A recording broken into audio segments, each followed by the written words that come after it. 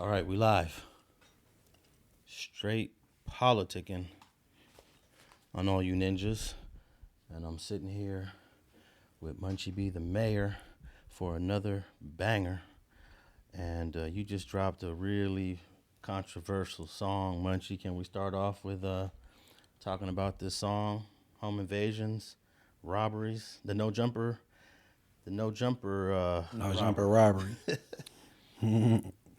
So I basically played off that 50 Cent How to Rob when he dropped that. He was going through the industry robbing everybody. I'm like, I'm a no jumper robbery. You know what I'm saying? I'm about to book everybody in the building that work over there.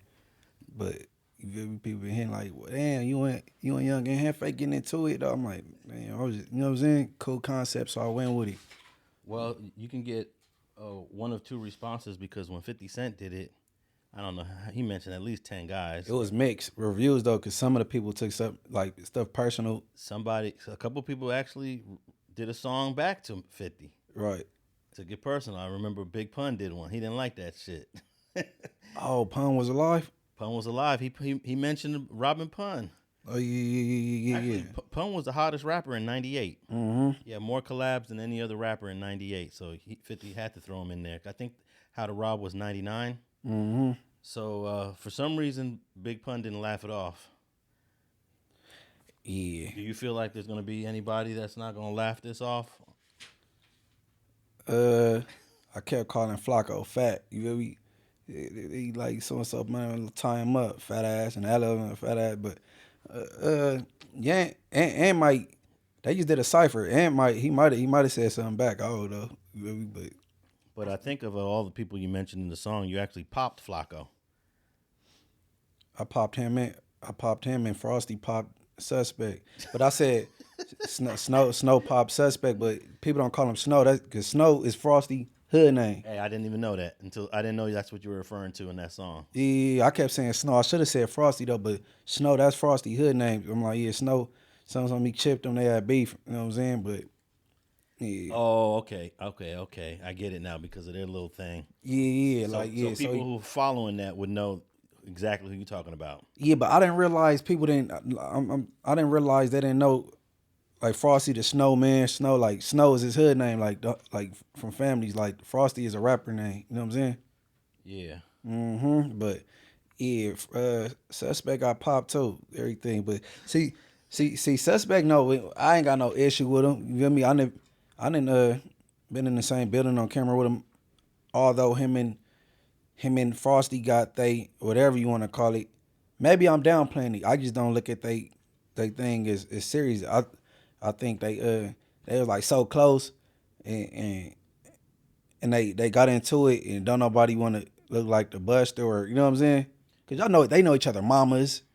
You know when Frosty baby mama was pregnant again. I didn't know. He from my hood. Like who like they you know what I'm saying? Well, wasn't there a situation that was caught on camera of either Frosty or Frosty's folks putting hands on Suspect or Suspect's folks at some spot that got posted online? Oh, when they ran in there? Yeah. No, actually, that was another Inglewood family that did that to Frosty or whatever, because they had some. You mean the Suspect? No, that was done to Frosty. If you talking about like somebody ran in somewhere and I thought it was Frosty ran in somewhere, or Frosty's folks ran in somewhere where Suspect was at. Nah, if it's what I'm thinking about, it was some Inglewood family on Inglewood family thing. Frosty did some very disrespectful things to this person, said something to this person, mom, and that other person had the keys to the spot where Frosty was at because the mom was the landlord. He ran in there and got, you know what I'm saying? But okay, so what's his name? Suspect had nothing to do with that. Yeah, no. Excuse me. Suspect ain't got Frosty on camera with nothing. Hell no. I don't know all that. Hey, see, I don't be paying enough attention to that because like early on when AD was still at No Jumper, I'm like, I hit AD. I said, hey, I ain't trying to come on there or nothing, but you know what I'm saying?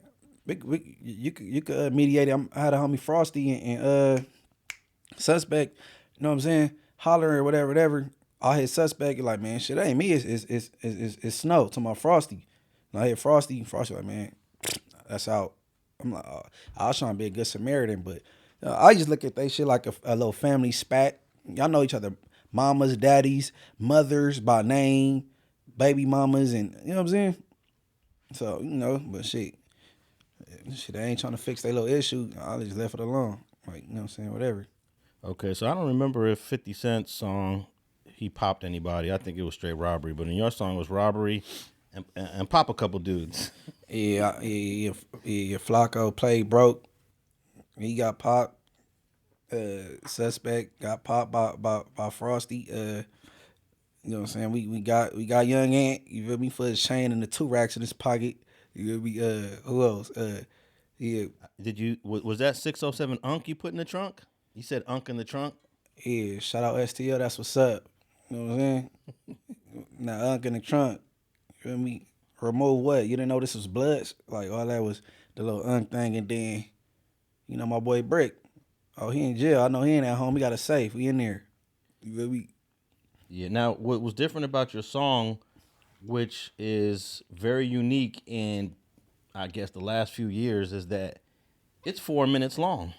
Most people are dropping 2-minute songs, and they're doing it. They're doing it with 2-minute songs. You literally dropped a 4-minute song. Yeah, because I had more to say though, so I had, but I really didn't even say all I wanted to say because I wanted to go more in on Winnie 100. Was this a 3-verse song? Yeah. Okay.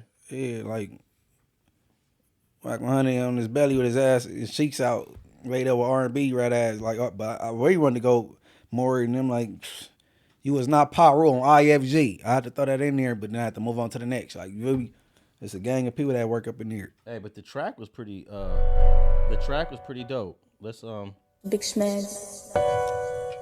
Let's listen to the first few seconds of this.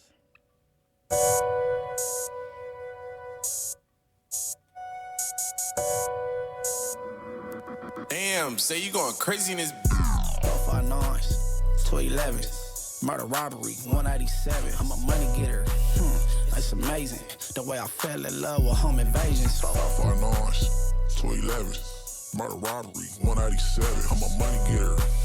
That's amazing. The way I fell in love with home invasions. I need my chili and I need it now.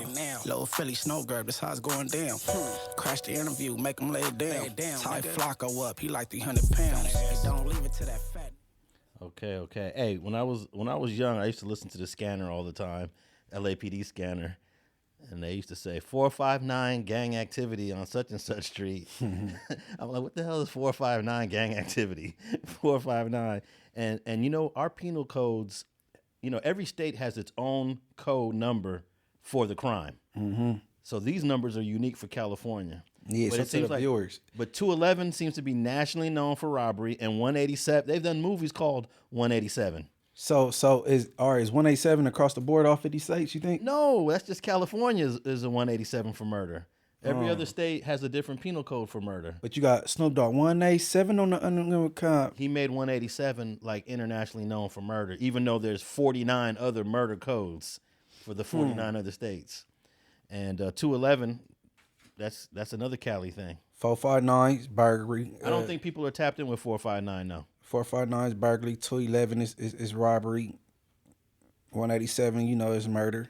664, 187, attempted murder. Like, you know what I mean? So on. Hey, I want to know, like, how did you pick this track? Because a lot of people are, like... With the beat? Yeah, this beat. A lot of people is like, that's a hard beat.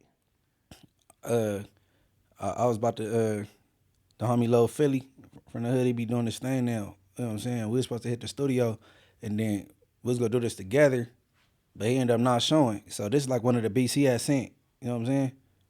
And the producer name slipped my mind, so we gonna be sure to tag him. And you know what I'm saying? But yeah, he didn't show up. I'm gonna just do it by myself. Then I knocked it out. You know what I'm saying? But now he wish he showed up because it's going up right now. But yeah, I forgot the producer name, but we gonna put him in the community thing. You know what I'm saying? Hey, I gotta say, you pick good tracks for all your music. I'm thinking that you always got the same producer, or you just be having a variety of options. Yeah, I got an ear for like the type of sound I like. Yeah, but it be different producers, cause you know my boy Mud Dollars, he be sending me who he man, bro, I don't know why everything's slipping my mind. My boy Mud Dollars be sending me his you know, Mud Dollars was working with Slim400 with the ice water thing. He still be supporting me, sending me beats. My boy Kurt Dog, you know what I'm saying, Powerflow Music, his producer, he be sending me stuff through. Like, he be a collective, you know what I mean? Hey, now that you just mentioned Mud Dollars and Slim400, I was listening to a track that just came out about 2 months ago, Lefty Gunplay and Slim400. Mm-hmm. And I gotta say that track was dope. Yeah. And the way they just mixed that in and had Slim400 on the track, and then the way Lefty rapped as if Slim400 was his boy, even though I'm almost certain they've never met each other. They never met, but they would have hit it off, cause Slim is a fool and he naturally funny on accident. He get bent and get the, feel me. So he'd be somewhere drunk and him and Lefty be somewhere going up in the studio acting the ass, bro. So they would have hit it off though. But yep, no, Lefty did that. Yeah, that's one of my I put that down as one of my top 10 for 2025 LA bangers. That Lefty Slim400. That might have been one of Slim400's best verses. Man, I shared it to my Instagram. I gotta go run back and listen to it again since you saying he's putting it like that though. Hey, the penal code for homicide in Texas is 19. And they have different levels, 19.01, 19.02, 19.03. That don't sound as smooth as 187. Yeah, man. That's crazy. 19? Yeah, 19. They got different 19s depending on the severity of the homicide. And it's 19.02B if you murder a police officer. They got a different code for if you shoot and kill a cop. Hey, look, so look, when we was in juvenile hall, everybody knew if you was in there for 288, it wasn't cool, right? You know what 288 is? What is that? The R word. Oh, yeah. Right? Oh, you got a 288. You know what I'm saying? Because like in juvenile hall, if you in there for that type of case, you can't have, well, we call it roommates in juvenile hall, not cellies, but you know what I'm saying? You got to be in a room by yourself if you got that type of case. You know what I'm saying? Like oh, yeah, he in here for a 288. They be like, damn, that shit crazy. Homicide in Nevada is 200, and they got different ones. They got different levels of 200 sound a little cooler than 19. Yeah. But yeah, you left Young and Hefe only with his T-hat. That's it. Moving. Moving. Keep it moving to the next. That be the West LA. Yeah. Okay, so did you holler at any of these folks before you dropped this track? No, I just dropped it and I sent it to the No Jumper group text I thought it was done recording. Okay. Yeah. No, And then I got the funniest bar to me. The funniest bar to me. If the boys come, we're gonna let it blow like 4X. Boys come, let it blow like 4Xers and it's explode. Boom. Oh man. Hey, look. That's like a little you got to get used to. You know what I mean? Like, just like, bro, I get all the blind jokes. I don't care though. You know what I'm saying? Yeah. Like, if you go down any comment section on Straight Politicking, they go like, he looking at his phone. How did he see that? Man, like, it is what it is. Like, you know what I'm saying? Like, at a point, you just gotta embrace that shit. Like, you know what I'm saying? Like, it ain't no Inglewood Family 40 crib thing when I'm doing, like, you know what I'm saying? Especially, it's timely, so it ain't nothing like that. But yeah, boys get behind us, let it blow like 4Xers, for sure. So you think he'll get used to it? I don't know. I only know of him. You know what I'm saying? We know some mutuals. I ain't never been around them to know, like, if it settle in with them or not. You know what I'm saying? I don't know 4Xers like that. We ain't never, you know what I'm saying? But I think it'll be wise just to, you know what I'm saying? It'll probably take some time. Like, man, wave that off. Cause I truly believe if he keep the same confidence he had before, you know what I'm saying? You still gonna be cracking females. You know what I'm saying? You still go, like, you can't let that shit hinder you. You know what I'm saying? That's all. This sounds like it's gonna be your most talked about song that you've done in quite some time, because you're a different Munchie B now than you was when you dropped songs like For the Ancestors and those songs you was dropping back then. You're the podcaster. You're the viral dude. So now when you drop a song, it's a little different. Oh yeah, that's why you gotta come with like little witty concepts like this. You know what I'm saying? People are reacting to it. Oh yeah. I ran across a couple reactions. Yeah. I like political street views. I like him. He with the voice. Oh, the faceless channel. Yeah. No. He got a cold sense of humor. He funny as hell. And you could, whoever it is behind it, you could tell he a little street. You feel me? Like, it's funny though. To me, it's funny. A Wack100 did admit to Adam on No Jumper that Munchie B could rap. And I don't be just picking beef with niggas, bro. You understand what I'm saying? Like niggas be coming at me. Munchie just want to be the top blood rapper and all that shit, bro. That's all that shit out there. Let me ask you a question. What's up? Do you think Munchie can rap? No, he sucks. So you hate him. That's Am I hating hating? shit. No, You he's gotta alright. stop doing that. He sucks. You know, I used to be a motherfucker I don't fuck I'm with, hating because but I I said give he him respect. sucks. Munchie can rap. I'm done with it. 459s, 211s, murder robbery, 187. I'm a money getter. It's amazing the way I fell in love with home invasions. 559s, 211s, murder robbery, 187. I'm a money getter. That's amazing. The way I fell in love with home invasions. I need my chili and I need it now. Little Philly snow girl, this how it's going down. Crash the interview, make him lay it down. Tie Flacco up, he like 300 pounds. Hey, don't leave it to that fat nigga, give it up. Where to go to at? His parents, they from Africa. Oh, you ain't got shit, fuck it, blood pop 'em. Fat ass on YouTube, starting drama. There you go. They didn't know on the gang, I don't play. Take the 110 freeway to the 8 trays. Pull over, I'm about to text Hefe. Hey, bro. On Bloods, I'm about to see what that check say. I have to holler at you, bro, I'm glad you came. You like what you need, nigga, I need that chain. Hit his pockets, okay, this a few stacks. 2,000, everything, he only left with his T-hat. 459s, 211s. Yeah, and he admitted that to Sassy Badass too. Sassy didn't like that. Yeah. No. And to Wack credit, he never went back on it. After I talked shit about him, he never went back. Like, you know what I'm saying? He still said I could rap after me talking shit though. So I'll give him that though.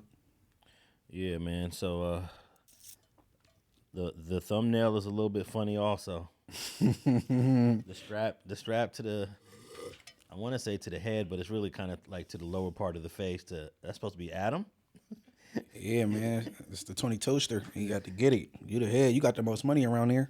Oh yeah, you went to go get him for a couple million, and you was gonna do something to Lena. Mm-hmm. $3 million right now. We killed a broad on everything. But Lena didn't get popped though. Nah, obviously none. Hey, look, in the song, evidently he complied because you didn't hear no power.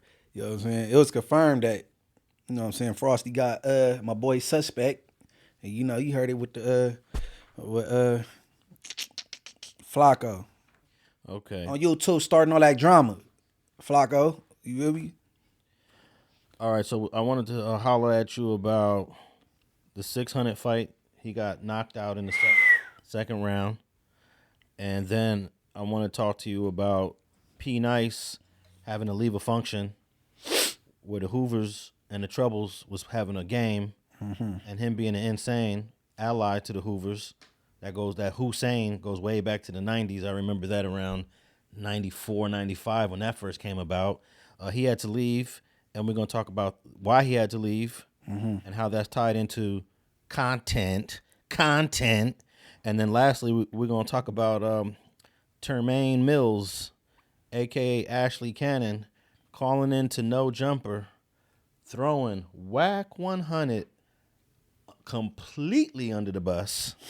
But before we do that, I just found this article. It's related to a topic that we talked with ODM Slim about when we were talking about Sunday Fun Day, low riding, street takeovers. Apparently, this is getting serious in the city. So this article just dropped on KTLA 5 just yesterday. And it says the LA County DA will be joined by other officials this week for a press conference to address the rise in street takeovers in the Los Angeles area. Now, I don't know if there's a rise, because sometimes they say there's a rise in this, there's a rise in that, and it ain't even a rise. So either this is politically motivated, or maybe they did a takeover by somebody's community in front of someone's house that's important, or maybe there really is a rise. But this has been going on since I was young. So I don't know if there's an increase in this, but they want to have a press conference to talk about it. Okay. Or like we were trying to say, like Sunday Fun Day and when they do the takeovers, it's two different vibes, two different, you know what I'm saying? Yeah. Sunday Fun Day is more chill, low riders, and it's an older crowd. You know what I'm saying? They either on their hogs or the low-lows, but then when you go to takeover, it's more the faster cars, they hitting donuts, all that, right? All right. Now, when we had covered, can't remember his name, but Raymond Washington, grandson, went to jail that day, and Lil AD went to jail that day. Yeah, that would have been I forget his name. He was a Rayshana Washington's son.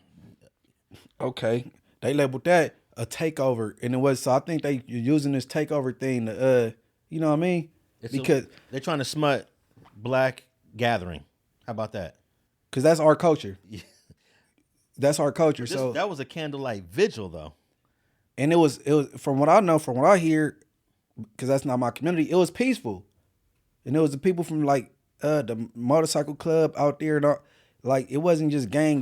No, they were just paying their respects, and they wanted to make that gathering look so bad. They even got the name wrong on one of the news reports and said it had to do with a gang murder that happened the month prior. Yeah, they got the wrong victim. Like they, but I don't know. It's probably because I'm older and I ain't outside as much though. I don't think it's a rise. I think it was like more prevalent when I was young.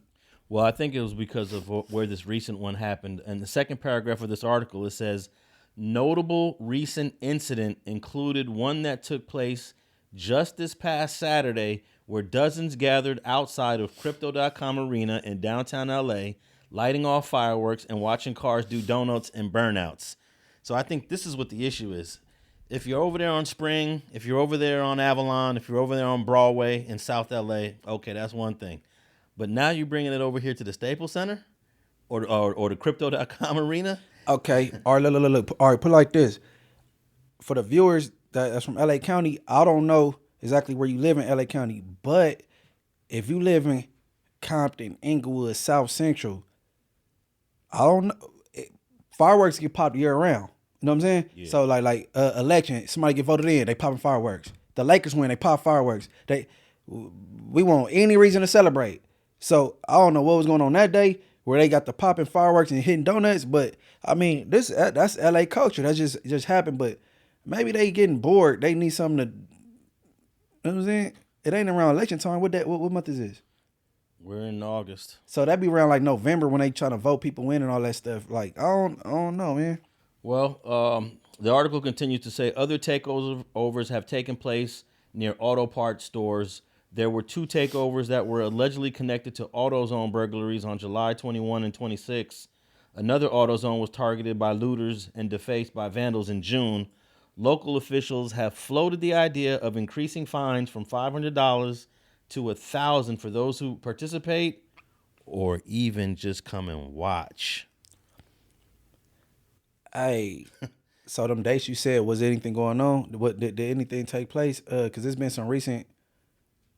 June. So was that a takeover, and did that have something to do with the immigration thing? Them particular dates, because they trying to blend the two. You know what I'm saying? You know how they try to confuse the viewers. Yeah. I don't know. That wasn't no takeover. That was a peaceful protest. If you like what? Ain't crazy. So now the spectators are gonna get arrested and fined, and there's a motion. Let me see. A motion to do so was passed by the LA County Board of Supervisors in April. That's a motion to even penalize spectators. So Hockman, the LA District Attorney, and other officials are set to hold their press conference to talk about this. So, good afternoon. My name is Nathan Hockman. I'm the District Attorney of Los Angeles County. Today we are holding a press conference to highlight an increasingly growing problem in our county, and that is street takeovers, illegal street takeovers. I'm sure many of you saw the video from this past weekend where we had one of these illegal street takeovers take place right next to the crypto arena. And generally what happens in these illegal street takeovers is that you'll have a promoter out there, usually on social media, And they will alert people where the street takeover is going to take place, what the intersection is. And it's often happening either in downtown or somewhere in South Los Angeles or San Pedro. They will notify literally hundreds of people who are on these various social media streams to say, come right now at this particular time to this intersection. And here's what generally plays out at those intersections. You will have a whole variety of street takeover drivers. This can be anywhere from 1 or 2 up to 30 or 40 different drivers that will show up at these intersections. And they will engage in highly dangerous and often destructive and even potentially deadly actions of gearing their cars around this intersection, doing these donut drifts in order to excite the crowd. And where it's being played out is not even necessarily right there at the intersection, but it's being streamed, live streamed and whatnot to get out on social media. The promoters are trying to make money from this. The drivers are often trying to make money or improve their street cred in the community. And the spectators are out there trying to enjoy. I don't even say enjoy. It's almost be titillated by this excitement of an illegal activity happening right there. But let me explain what's going on in real terms. And let me start with those. First, I'll start with the promoters. Those promoters who are promoting this illegal these illegal street takeovers are engaged in criminal conduct, misdemeanors and felonies as well. The people who are doing the driving, they're committing a whole variety of criminal actions, whether it's reckless driving, exhibiting high degrees of speed, and to the extent that they either hurt someone and create great bodily injury or kill someone, even much more extreme type of assault with deadly weapons, those being their cars, or vehicular manslaughter that will end up with them in basically years and years of state prison. But you also have the spectators. Turns out that the law in Los Angeles County provides that if you come out to be a spectator at one of these illegal street takeovers, you're committing a crime yourself. Hey, I'm letting the people know that if you're out there hanging out, know what could possibly happen, because now they're going to take people that are just standing around in jail if they can get you.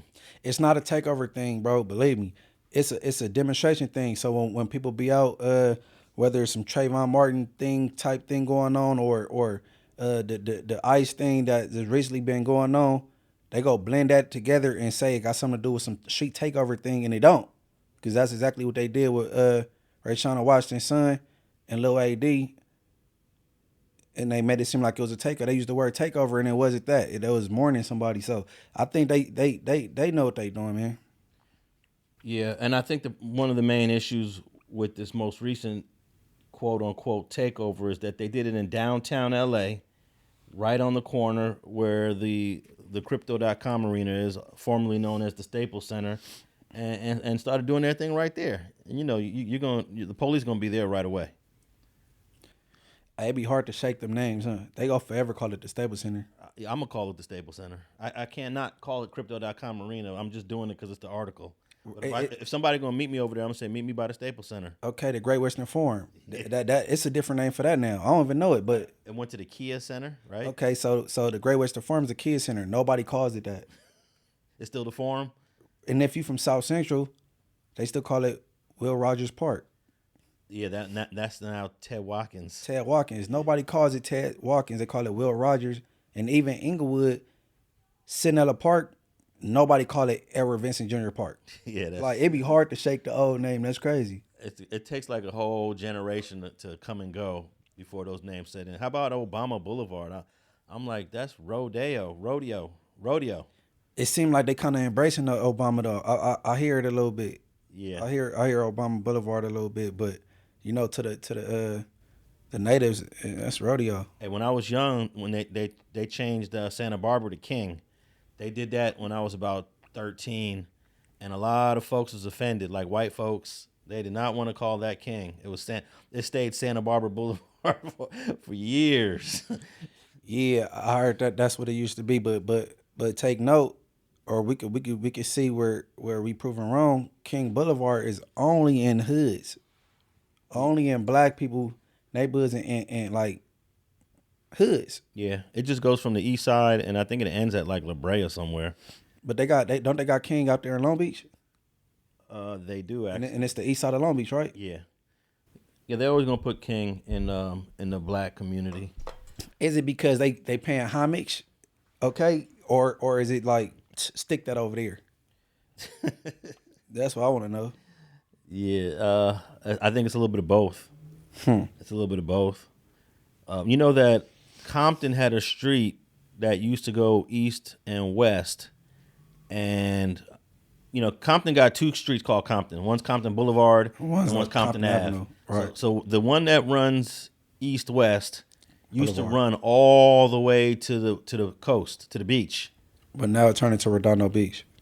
I thought, either Redondo or Manhattan, one of them. Redondo. So, and I was reading an old article from like the 90s that said that the reputation of the name Compton was disliked by a lot of people that lived in those beach communities. Wow. So soon as it's crazy because Compton Boulevard stops soon as you hit Gardena. And then it turns into Redondo? Right. It splinters, and then if you merge a little to the left, you go to Redondo Beach, and if you keep going straight, it turns into something else smaller, other than Compton though. So that's crazy. As soon as you hit Gardena, Compton Boulevard stop. Yeah, so as the more west you go, the more white it becomes, and them folks didn't want no Compton labels in their communities. And then when you hit Gardena, they got a large Asian community. You got the Asian banks, all that in Gardena. Have you noticed that? Japanese, that's their hood. Right. Yeah. Like Gardena. So, like, damn, as soon as you hit Gardena, Compton Boulevard stop. And I never knew about this article. That's crazy. Hey, if you need a good Japanese supermarket or you're looking for some good Japanese and Asian food, Gardena's the spot to go. Mm-hmm. All right, man. 600. 600.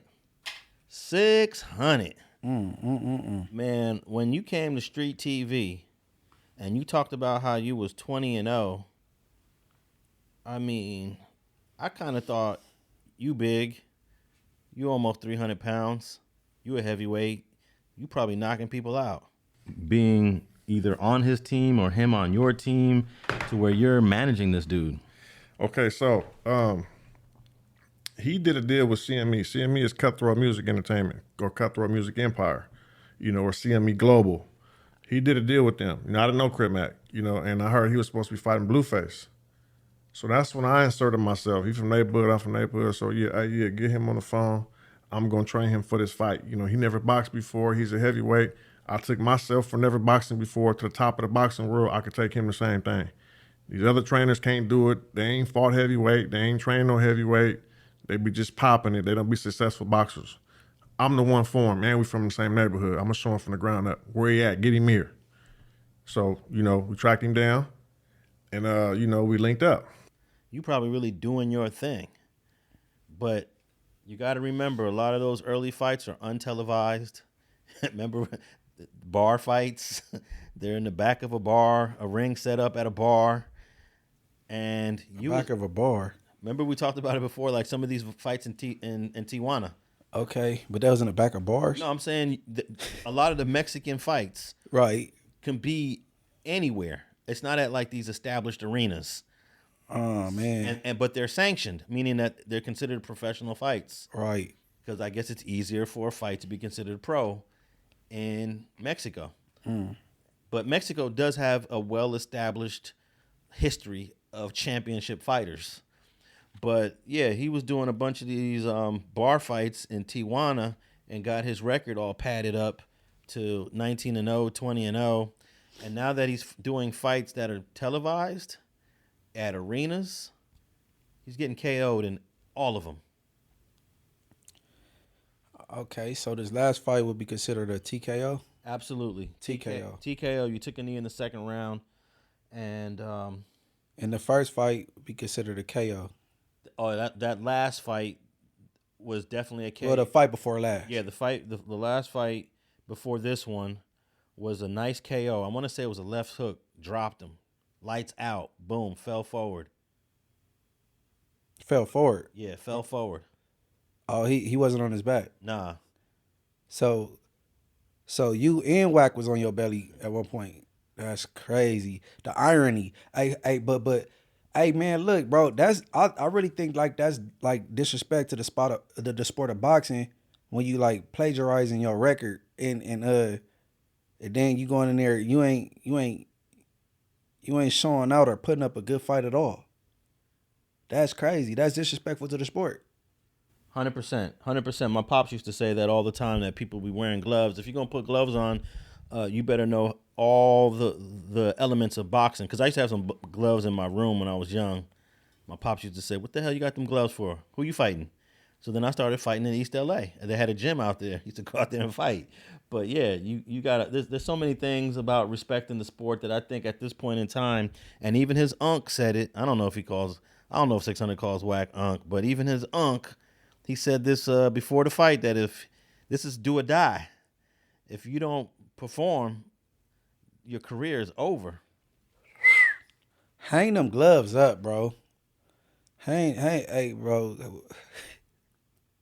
Or you got to head back to Tijuana or something. Like, but even the Tijuana one's the one that when he patented the record, those not televised?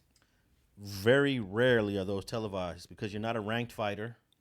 You're not recognized by any of the 3 or now 4 boxing organizations, the IBF, WBC, WBA, and WBO.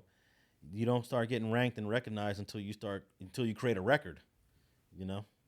But it's still considered a professional fight, and it goes on your record. It's considered legit. But yeah, a lot of those fights are fraudulent, and you know, out of all these sports, boxing got a lot of corruption in it. There's a lot of corruption in boxing, even at the highest levels. Right.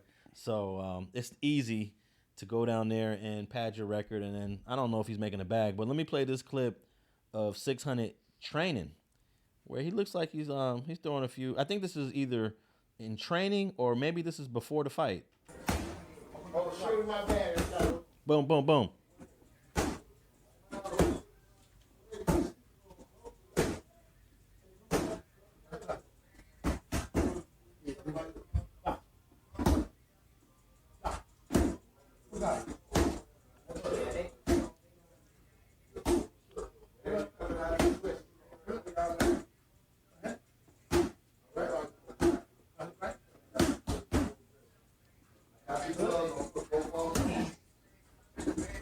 Nah, those are weak.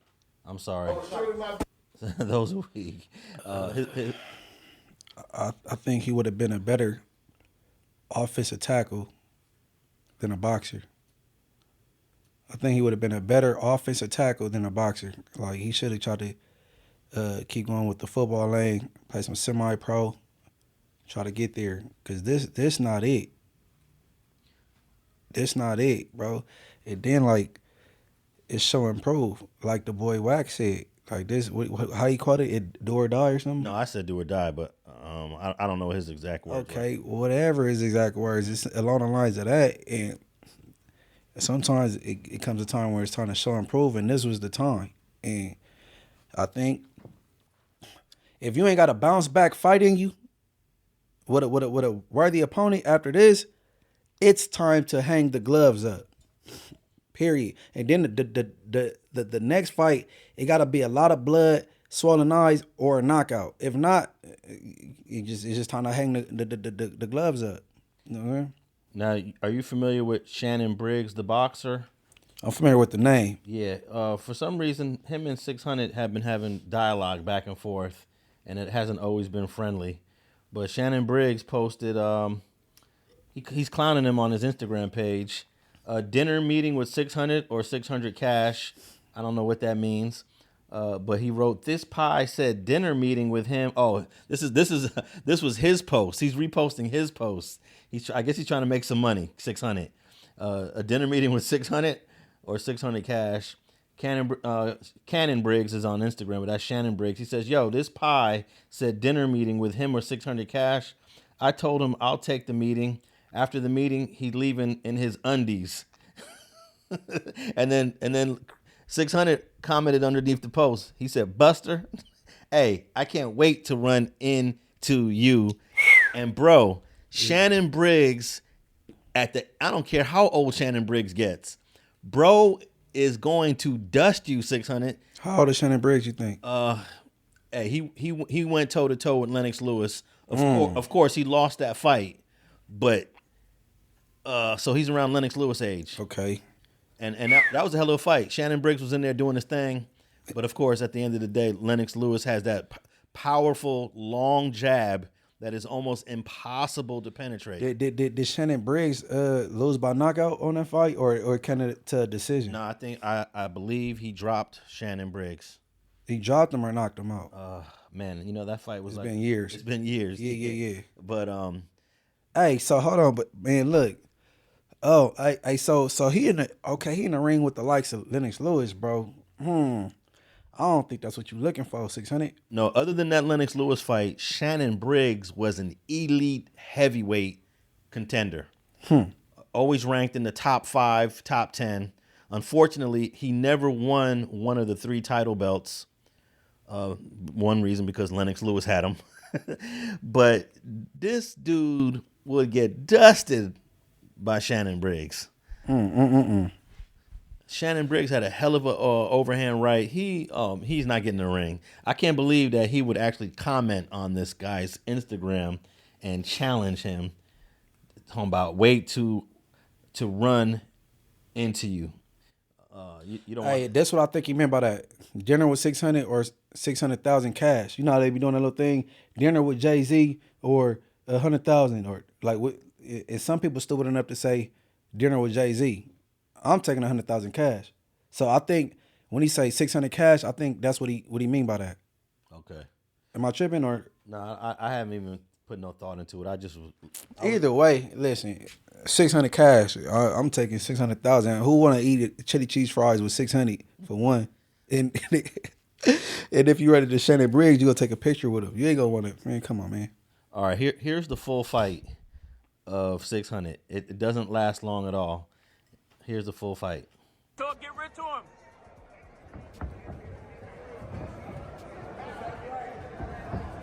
From this side.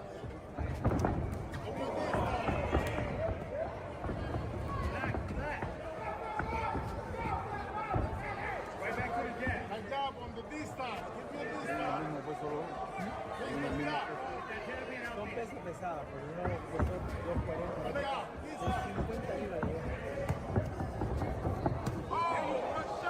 Come on, let's get to him. Get to him. Get on top of him. There you go. There you go. Get on. That's right. No, get on top of him. Get right back to him. Stay smart. Get on top of him.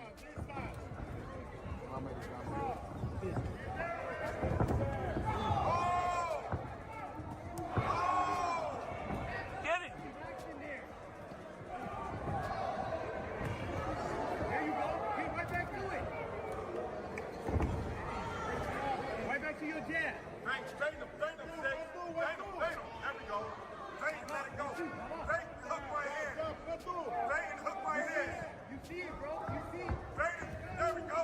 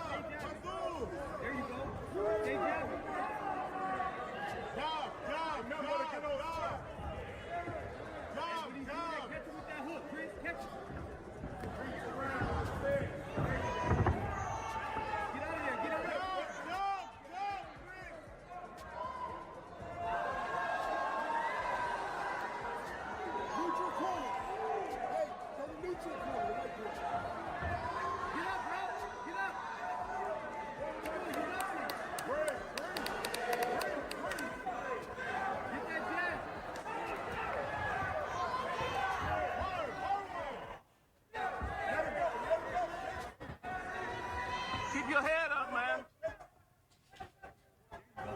Let one go. Let it go. Let one go. Keep moving. Keep moving. Let him let one go. Let it go. Let it go. Let it go. Don't wait. Don't wait.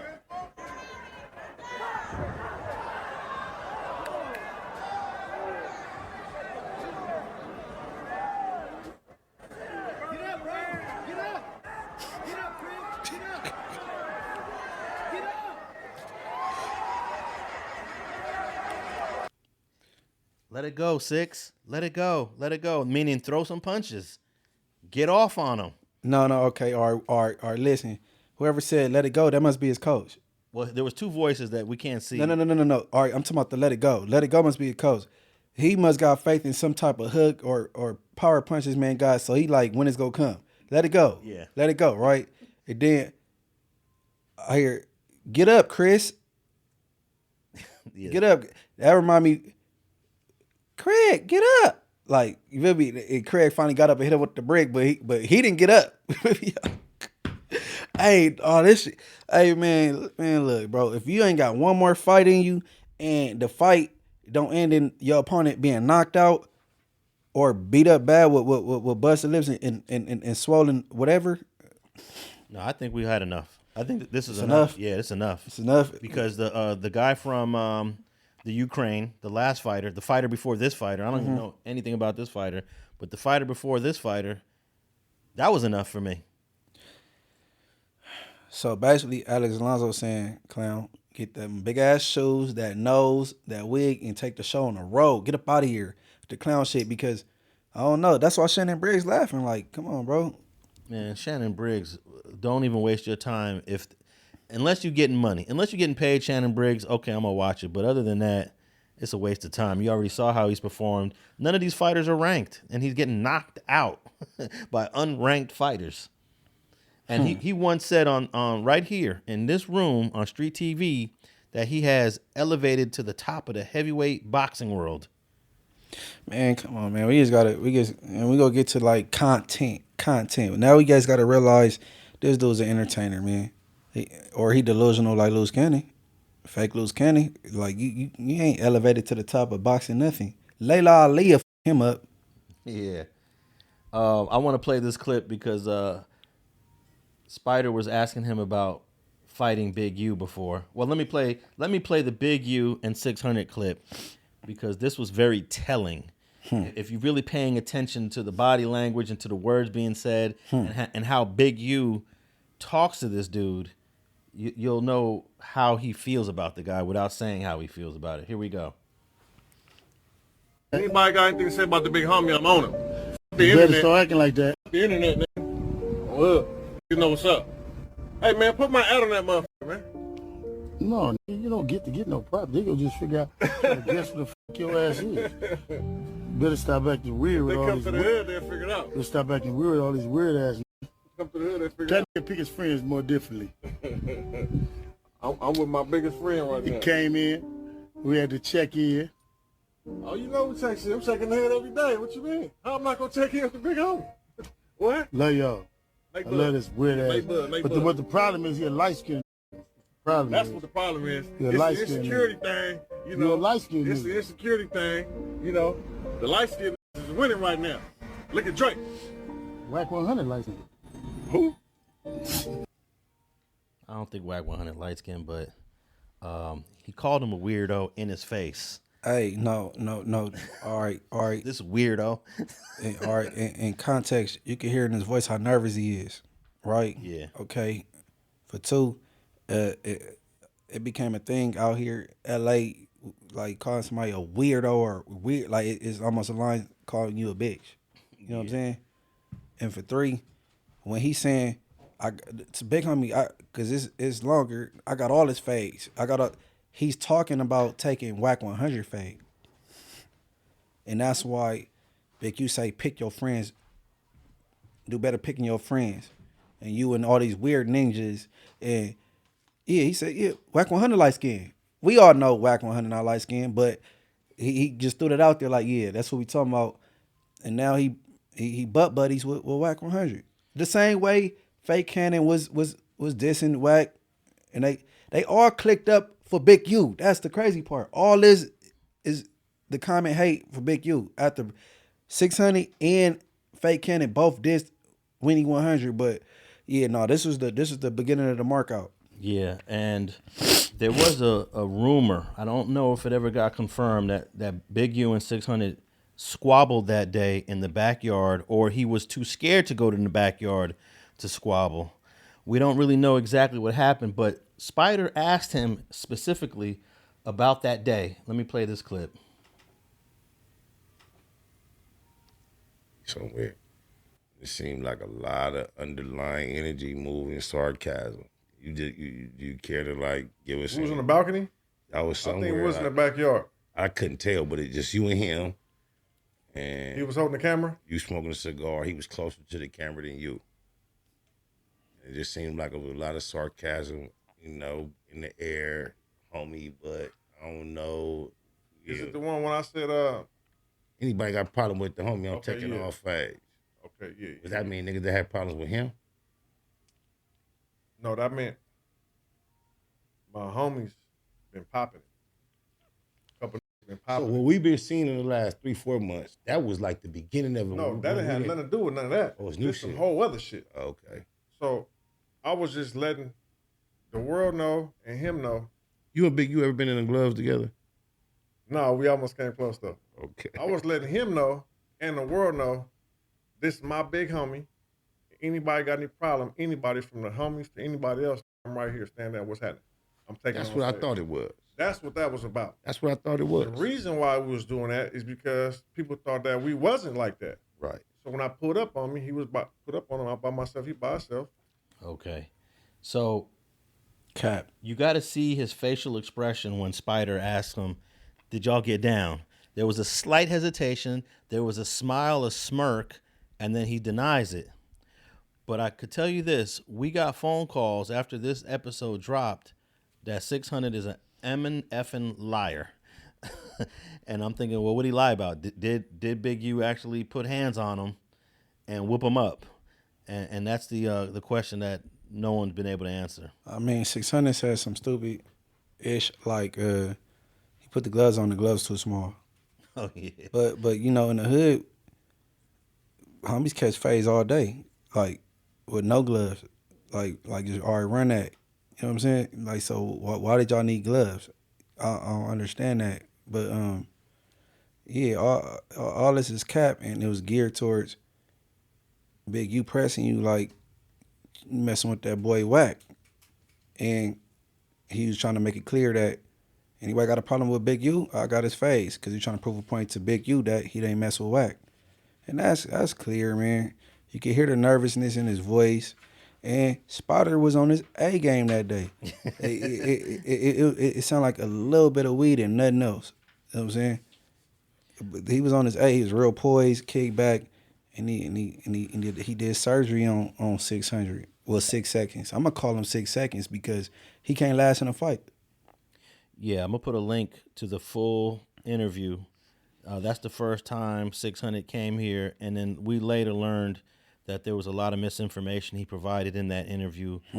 He later admitted at the end of the interview. This is crazy when you lie during the interview, and then after the interview's over, I guess he felt we knew he was lying. He admits that he wasn't telling the truth on a couple of those answers. You know, and I'm like, this is the beginning of this 600 character.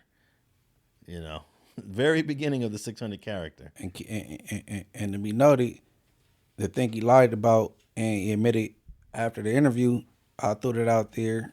Go ahead, say it. Let's talk about it. Okay. CTE or CTM, is it? Which one? Whatever they had Crip Mac signed to. He signed his life away on a napkin. Like, okay. I said that Cutthroat, whatever that thing is, he be having a little chain on. I said, that's the boy 4-Leaf in the pen. That's him behind the scenes. And that's his little, whatever you want to call it. You know what I'm saying? Now, this man right here, 600, went on different interviews to one. He said, man, it's some people in the valley, some white folks in the valley. They just got me doing the footwork because, you know, now I could deal with Crip Mac. Then he said some people in New York, I'm doing the footwork. And that, you know what I'm saying? But in this interview, Spider asked him about, is it whatever, CT, whatever. I'm going to call it CME. Cutthroat is one word. Okay, management and entertainment. All right, CME. He was like, okay, it's CME, you know what I'm saying? Who behind it? And he lied in this particular interview. He could put the link to it and he go see the whole thing. He lied, but after the interview, he told the truth. But I already knew that, you know what I'm saying? But, you know, another thing, bro, it's supposed to be neighborhood Crip and show love to your homies. You don't work your homies, bro. Crip Mac is your homie. He from 5'5", so you don't steal and work him out of his YouTube channel. You know what I'm saying? Why do one of your homies or your allies like that? That's foul. So he got in bed with the wrong people, not literally, you know what I'm saying, but he started dealing with the wrong people, which is this dude that's not a manager, 600, and this dude that's in the penitentiary, CME, and that's some bullshit. Yeah. CME is trash. You know, and they took advantage of Crip Mac, and that wasn't right. Well, I think CME had the potential to do something because it's backed by 4-Leaf, who's in prison, but it's also backed by a guy who won a significant amount of money in a lawsuit against the county, against the jail. The sheriffs, yeah. So it made sense that he had the money to back artists, to back entertainment, and for whatever reason, the relationship with Crip Mac did not work out. Nah, but see, it only went sour because you're doing bad business. If you do good business, it will have some longevity. You know what I mean? Like this particular person that's locked up, pulling the strings with the CME, well, making the CME thing go, is a janky person to begin with. So his first thought is always get over. You know what I mean? I don't think that particular person is ever thinking about the longevity of things and how long things will last. He thinking about the short-term thing and just getting over. That's it. You know what I'm saying? But like I said, I would never do content with Crip Mac, but he actually say some ish that's funny to me. Like I could get a laugh out of him. I'm like, all right. So you could have some longevity out of him if you got the right people around him. Let's just say if the dude in the pen had clicked up with China Mac and they both had their hands on Crip Mac, then it would have went. You have to replace this clown 600 and put China Mac in place to do the footwork with what's my boy Crip, not my boy, with Crip Mac. Yeah, you know what I'm saying. Put ODM Slim, China Mac in place. Have them moving around with Crip Mac and you do your thing from where you sitting at. But to put the clown, the 600 dude that just gonna go with the flow, it's never gonna work. Look, and I ain't trying to derail because it seemed like what I'm starting to realize 600 got a thing for tough guys. You know what I'm saying? Because he idolized this dude in the pen. He idolized Big U. And now he running around with Wack100. And he the least toughest out the three. Yeah. He the least toughest out the three. The dude in the pen, he get cracking. Everybody know the track record of Big U. But this dude, Wack100, I don't understand why 600 turned on his homie from his quote unquote neighborhood for this dude. Whatever Big U and 600 went through, they could have fought or talked it out. But Now you know, but you know. I think that 600 once explained that the reason why he feels so indebted to Wack100 is because he helped him out of a contract that Don King had him tied to that was a bad contract, and somehow Wack was able to get him out the contract. Get him out the contract. All right, I don't know if that's true or not. Let me ask you a question, and just using common sense, because neither one of us was around these people or whatever, right?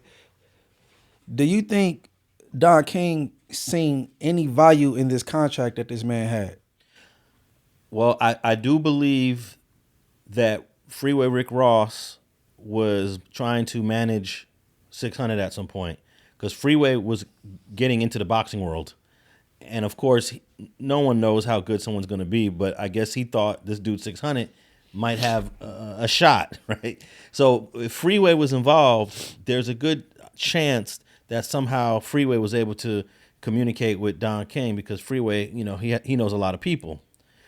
But we don't know. We don't know what the heck is going on. But I know for a fact that Freeway was messing with 600. Okay, so since Freeway, Ricky Ross came in the conversation. Now back to Spider.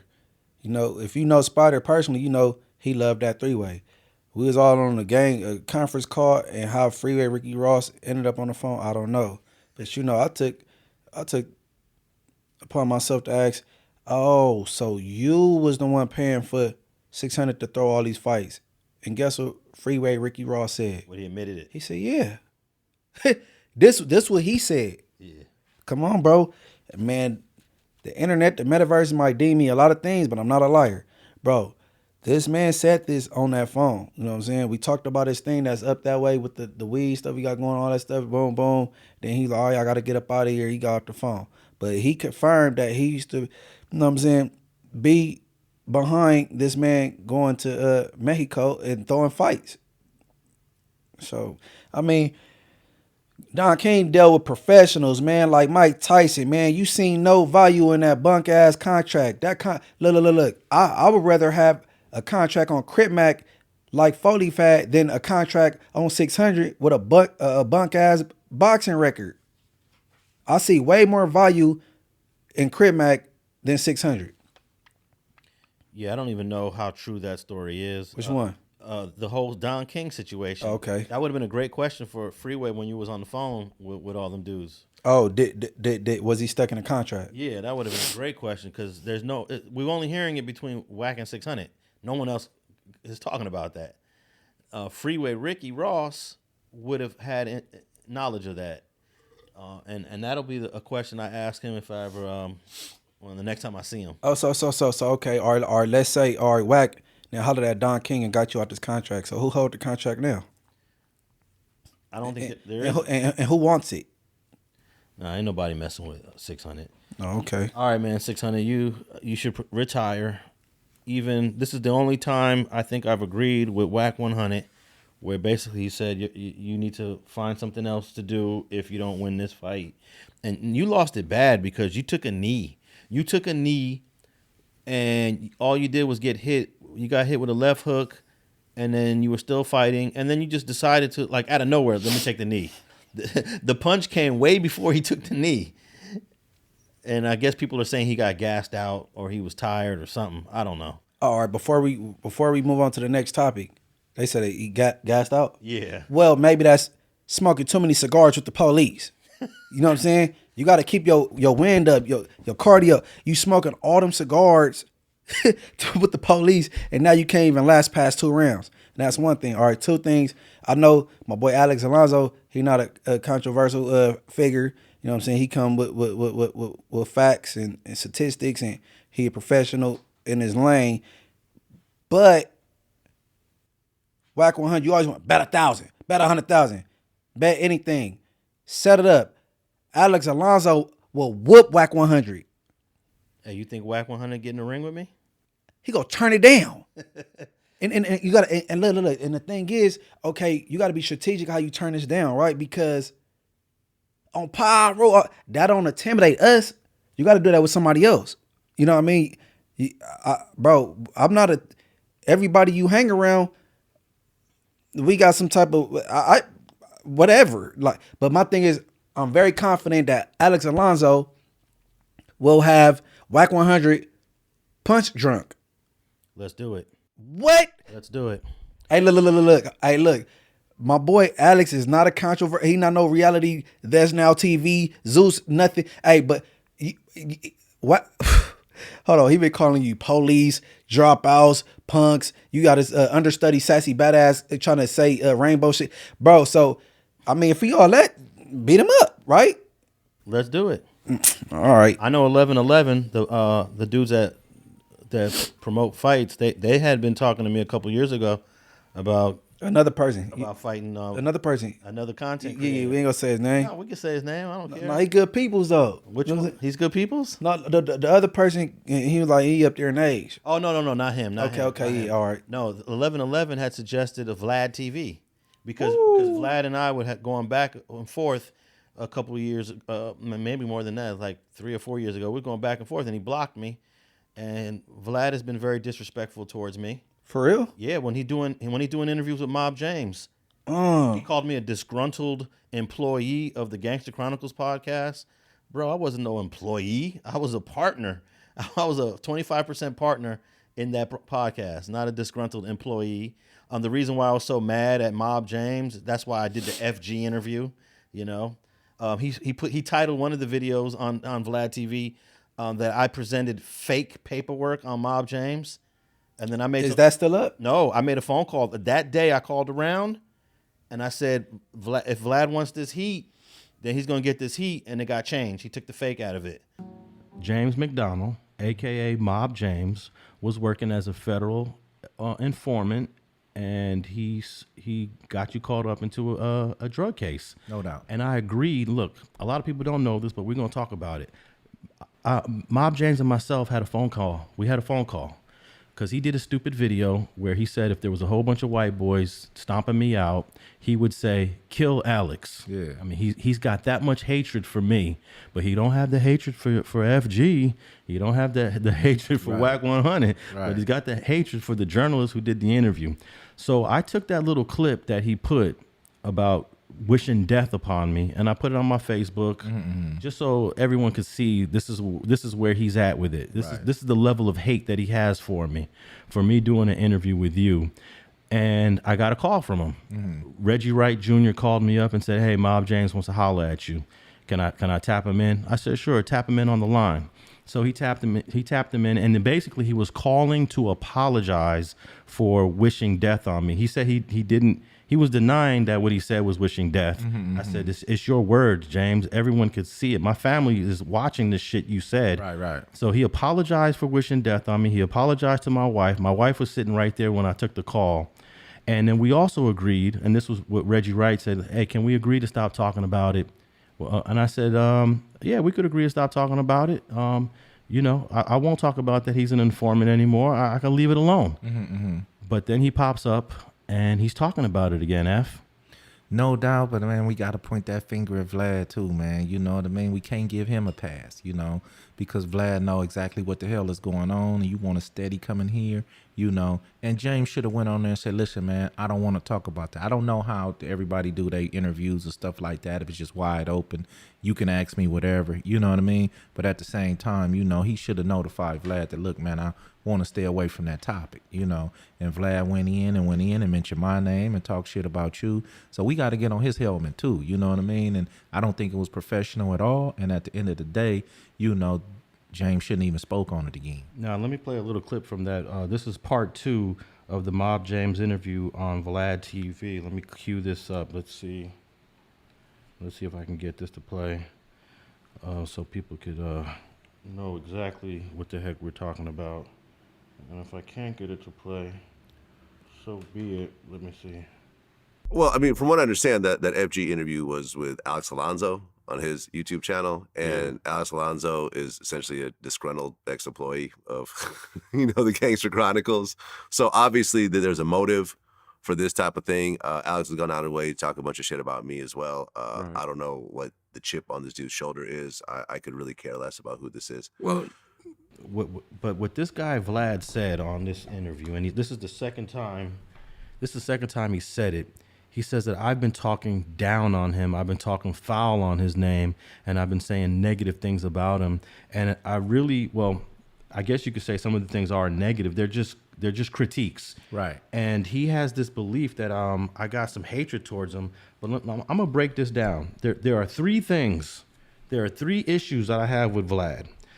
I have an issue with him speaking on the Honorable Minister Farrakhan falsely and then not apologizing for it.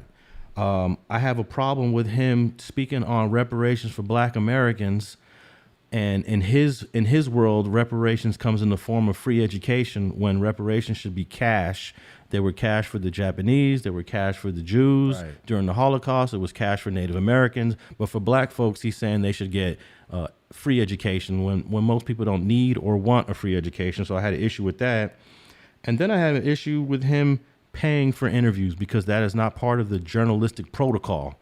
I know with YouTube and social media, people aren't going to abide and respect the rules of journalism. But this is the reason why you have this interview with Mob James, because he paid Mob James for this interview, because I actually was the middle person between the first interview that Vlad paid Mob James for. He paid him $1,000 for the second interview he did. So since then, he's been getting paid each one. So when you pay someone for an interview, you're obligated now to answer all his questions. Gotcha. What Mob James should have did was say, hey, I don't want to talk about that topic. Let's move to the next one. But he can't do that when you're getting paid. When you're getting paid, you better answer them. And we've already agreed we're going to stop talking about this. And now you got this guy, Vlad, slandering and libeling my name, saying things that are 100% untrue. Nobody faked any paperwork. But I screenshot it. I saved it. So 1111 had, they saw what was going on, and they said, hey, maybe we can get you guys to do a boxing match. I said, let's do it. But that ain't ever gonna happen. Oh yeah, see, I ain't too up on the Vlad Alex Alonso and seeing. Hey, look. I spend the most time around you more than anybody, and you don't be around him down talking Vlad or nothing. You know what I'm saying? Nah, I don't. Nah. Okay. But that was something that 1111 had put in my ear, and I said I'm down to do it because he's about my age. He's taller than me, he's bigger than me, he's heavier than me. I'm down. I'm down to do it.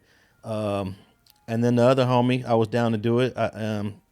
He gracefully bowed out of that invitation, and now this is the third time that I'm willing to do it.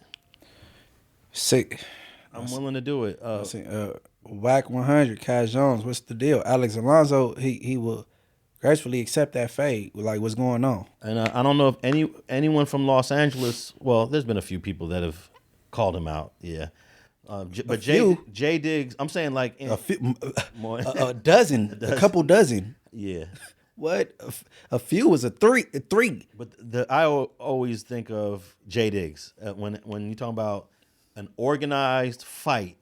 Is Jay Diggs. Now a lot of these people just want to beat him up, but who is called Wack out for an organized fight other than Jay Diggs?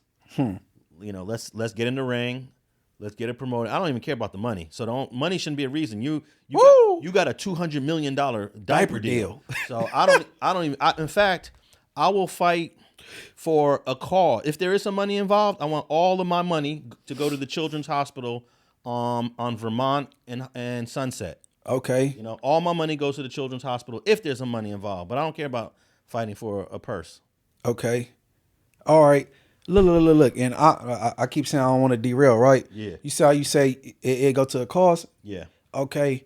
If Wack say he a businessman, he been out the streets X amount of time, why we don't never hear about the positive things you do or whatever? You know what I mean? You see how you say it could go to a cause? Absolutely. Why we don't hear about that? 'Cause I mean, I would like to hear the positive feedback you giving back to Pacoima, and you know what I'm saying? Like my boy from down the street, Nipsey Hussle. I know for a fact that elementary right there in the 60s, he got the basketball courts done over. All that, like that's doing something for your community. You know what I'm saying? I can't. Whatever you think, whatever Munchie and Nipsey, I respect that. That's dope. What have you did for the city or community of Pacoima? because Pacoima is not a city, it's a community. What have you did for the community of Pacoima? Now, you know who the face of Pacoima is, and Wack will never be able to outshadow this guy. Who is that? It's a Mexican dude named Danny Trejo, who went to prison, did a lot of time in San Quentin, got out, became an actor, and been in some of our favorite movies that we've ever seen. He was in Heat. He was Heat motivated them dudes to go on one. North Hollywood. Yeah. Okay. I gotta check that out. Me and baby gotta watch that on Heat. He was the Mexican dude in Heat, and now he's got Trejo Tacos. There's a big mural in Pacoima of Danny Trejo. He's in his 70s now. He did a Vlad interview, and also he was involved in the conversation between the Mexican mafia and James Edward Olmos, who did the movie American Me, because they wanted to kill him. The Mexican mafia, they had a hit on James Edward Olmos because they didn't like the movie. James Edward Olmos had to pay himself out that hit. I think it was $50,000. Danny Trejo talks about that. He is the face of Pacoima. He is the name that should be top on the list when you say Pacoima.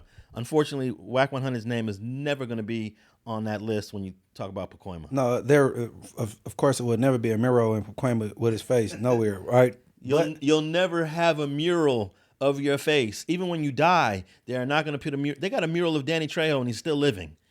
That's big. When you're still living, there's 100 Nipsey Hussle murals in LA right now. Right. None of them were around when he was alive. Right. Danny Trejo's got a mural in Pacoima right now and he's still living.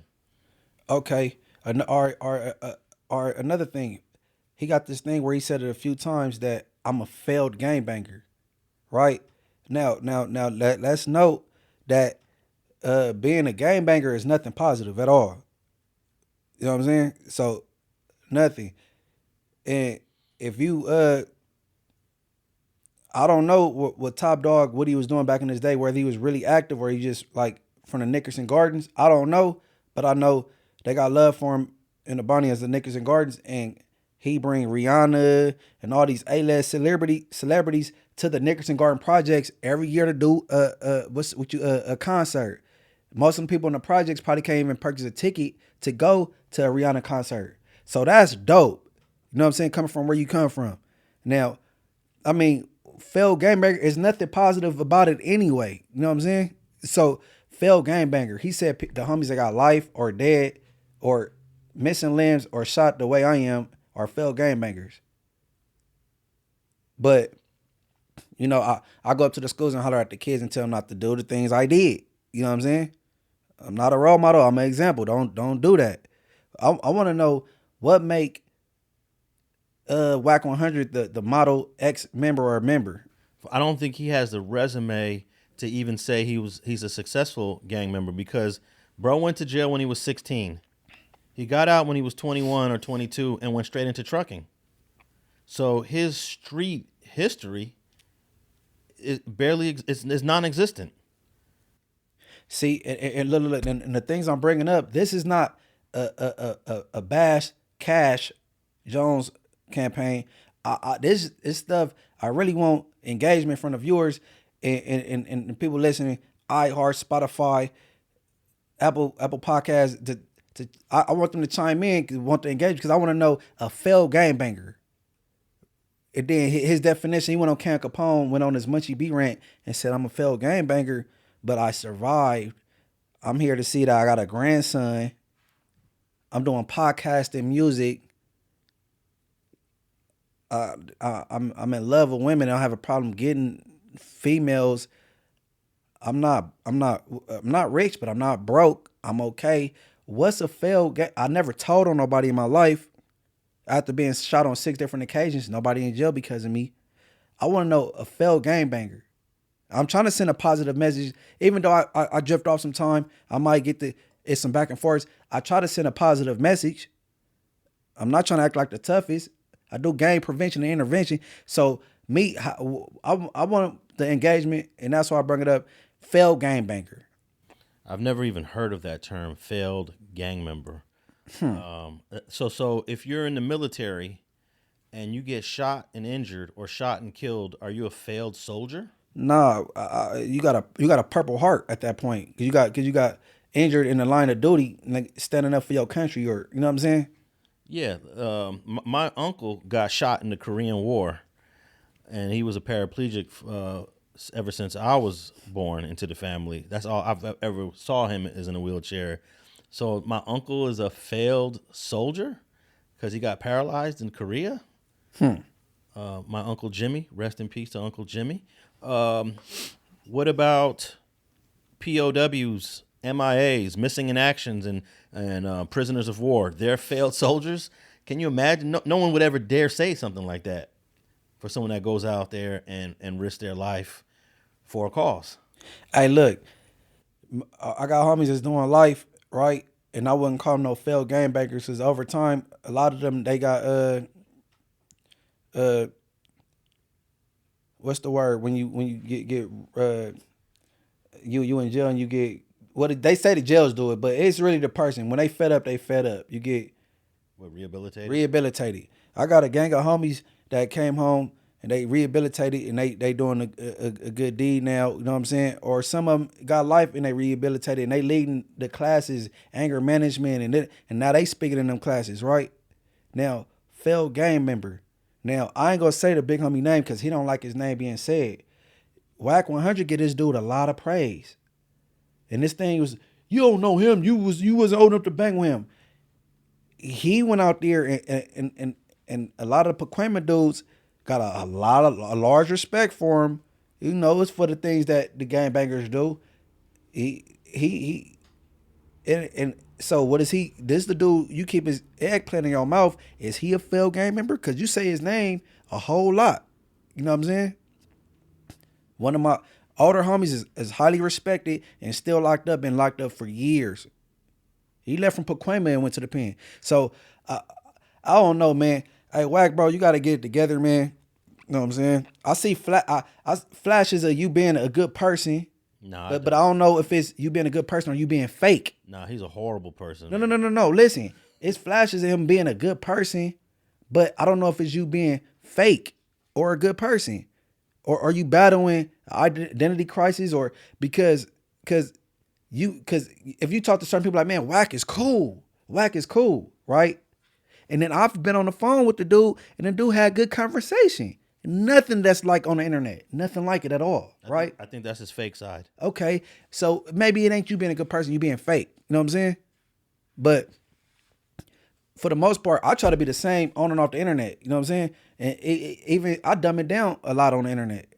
Like people that really know me outside of you know what I'm saying? But you know, I just want to touch on that, man, because failed gangbanger, it ain't a good thing to get involved with. You know what I'm saying? At all. So it ain't no failed or successful gangbanger.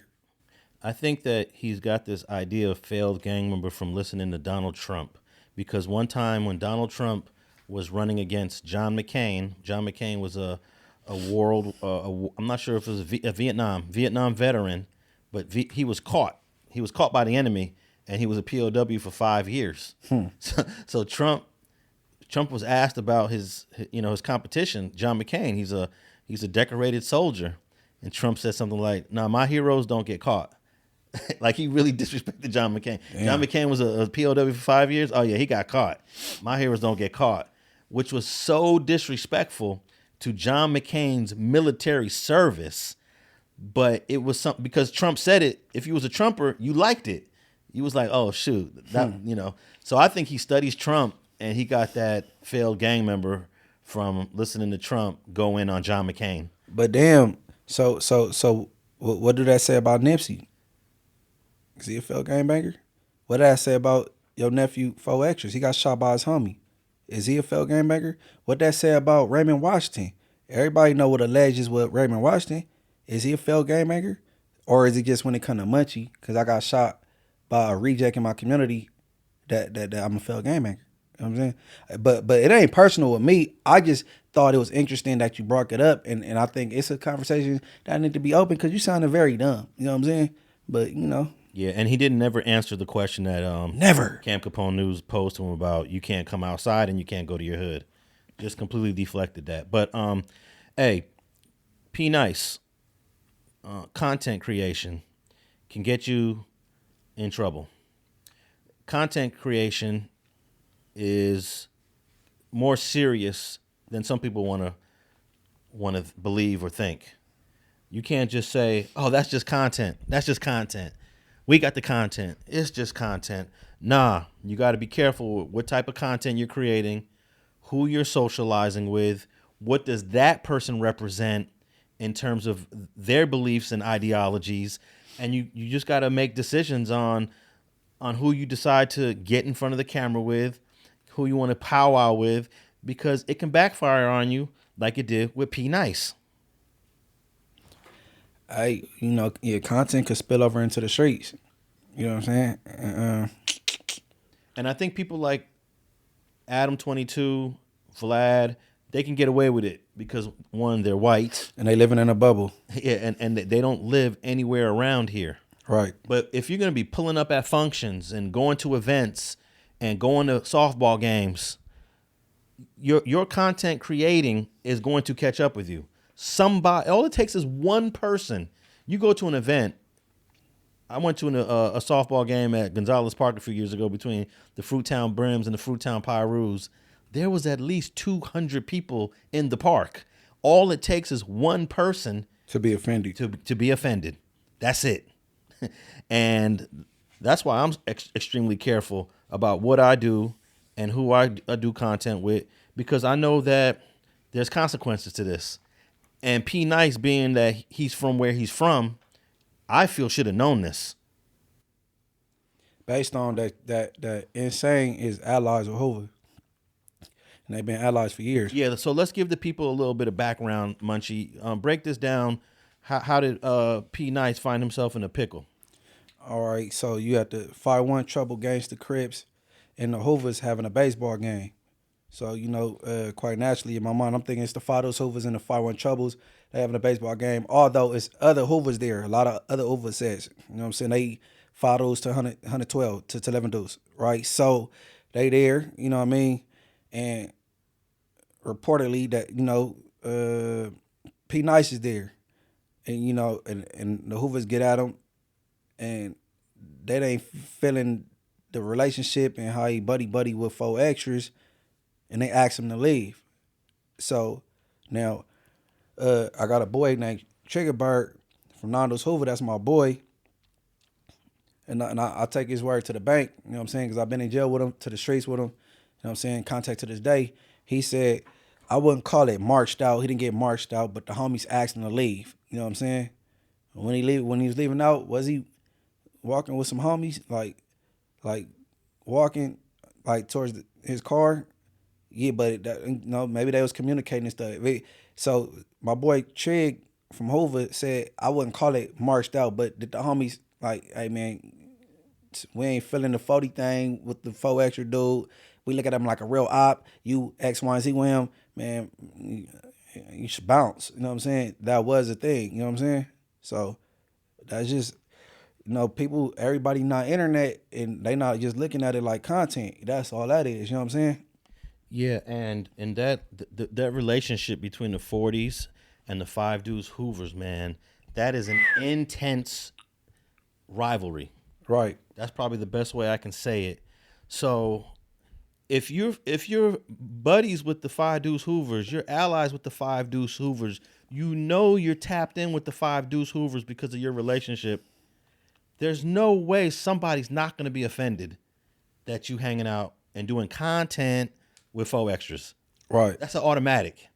And this is not really a criticism of just PNice, but this is about anybody. This can be for anybody. It's everyone. A blanket message. Yeah. Because this could apply to anybody. Like I spoke with you earlier, and I used the example, and I didn't really get no kickback, but I had people say little stuff, but it wasn't nothing like that. And I'm like, man, but I did content with Spiderloke for maybe a year. You know what I'm saying? So, we ally with the Swans on the east side.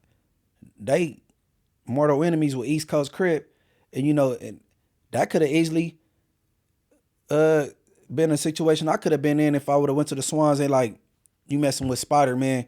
Hey, Munchie, man, we don't want you here. You know what I'm saying? Yeah. It could have been that a little different because I got a large amount of family members from Swan. That's my second home, so it's a lot different, really. But other than the ally thing, I got family ties. But that's the same scenario. That could have been like, man, Spider Low from East Coast on Swan, man, Munchie, yeah, and then so like they go for everybody doing content. You know what I'm saying? Yeah, and even when I had Spider coming over here, and you know where my studio is located, there's a section that's around this studio, and there were some people that felt a certain kind of way when Spider was coming over to my place that live in this community. Right. So I had to politic it basically. I had some of those people in the community holler at Spider. I introduced Spider to a couple people. Some of them knew each other. And I got that squared away because you gotta approach it with respect. I had that squared away so that there was no issues. So yeah, you just gotta be a little bit careful about who you create content with, and understand that there's consequences to this. Let me play a small clip of PNice. Now PNice explained what happened in a 30-minute video that he did on his channel called Creative Players. I'm not going to play the whole 30 minutes. I just condensed this down to a couple of minutes. So I don't know. I don't feel like I'm taking it out of context, but I just want to let the viewers and the listeners know, go tap in with Creative Players if you want to get the whole 30 minutes of his explanation. But let me play this now. They say the word on the streets is PNice had to take the walk of shame from the Hoovers versus the Troubles baseball game. Then I heard they ran PNice about the park from the baseball game. You know what I'm saying? Well, I'm here to say, man, that shit is cap. That shit is false. False narrative, fake news, you feel me? A lot of people out here ain't keeping it 100, 1,000. You feel what I'm saying? I slide up to the park, right? You feel me? Because my section, A section are allies, right? So I slide up to the park. They're having a baseball game. I'm going to show support. When I get up there, I'm seeing a gang of Hoovers, gang of Troubles. The 5 dudes Hoovers is celebrating because they just now beat the 5-1 Troubles in a baseball game, right? So they celebrated, so I walk up, I'm saying, what's up to people? What's happening? Everybody coming up to me, show me love. You feel me? Because I got family from over there. You know what I'm saying? They showing me love, and I got real homies that I really fuck with and love that's from over there. You know what I'm saying? So they showing me love. I go out there to the baseball field. You feel me? They got the trophy. They holding the trophy up and everything. I see a few of the homegirls. They're like, what's up? PNice, what's happening? I'm like, what's up with it? I give them hugs and all that type of shit. It's all love, right? One of my peoples come over there and like, hey, bro, this person said, can you respectfully leave because you be fucking with 4 extras? I said, what? He said, yeah. They asked, can you respectfully leave? It was one person. Can you respectfully leave because you supposedly be fucking with 4 extras and you was all on camera with them and all that type of shit? Okay, so that's a 1:49 clip from his 30-minute video on his channel, and I got to say that he's got a nice little setup there. He's got a nice little studio. He's got he definitely invested into his podcast set studio there, and you know, I wish the brother much success. 1:49 clip out of a 30-minute clip, so please tap in with Creative Players to watch the whole thing. But the first thing I want to say, Munch, is that this one person who was offended, he even said it was just one person. This one person's voice must really matter. It must really hold some weight over there. I could tell one person might have spoke, but multiple people felt that way. 100%. You know what I'm saying? And then, not to veer off, we go get right back. Tell a story you told me about the Crenshaw shirt. Oh yeah. It's a perfect example. You know, I'm tapped in with H Crown from 5 Deuce Hoover back in 2013, And in 2014, we started shooting a documentary. So I'm always over there. I would shoot H Crown all the time, like once a week for a whole year, just wherever he's at. So one day I pull up at night. They're about to go do a performance at the Brew Pub on San Vicente and Wilshire, which was a spot that a lot of rappers used to go to right there near Beverly Hills, where Suge Knight's Death Row offices used to be at. There's a little brew pub right there. So I pull up at night where they're hanging out. They're hanging out on Slauson and Fig. And I'm wearing a gray shirt with Crenshaw in red letters across the front. That I got this shirt specifically from Nipsey. This is a shirt from Nip. I'm wearing the shirt. I'm hanging out with H Crown. H Crown ain't even tripping. We're doing our thing. We're shooting. And then a few minutes later, H Crown comes up to me and says, "Hey, there's one person. He ain't feeling your shirt. He said you got to change it." And I really thought they were joking. And I said, "You serious?" "Yeah." And they had a little store right there. So H Crown goes in the store and pulls out a Fig Side shirt with the palm trees. He said, "Hey, man, just put this on."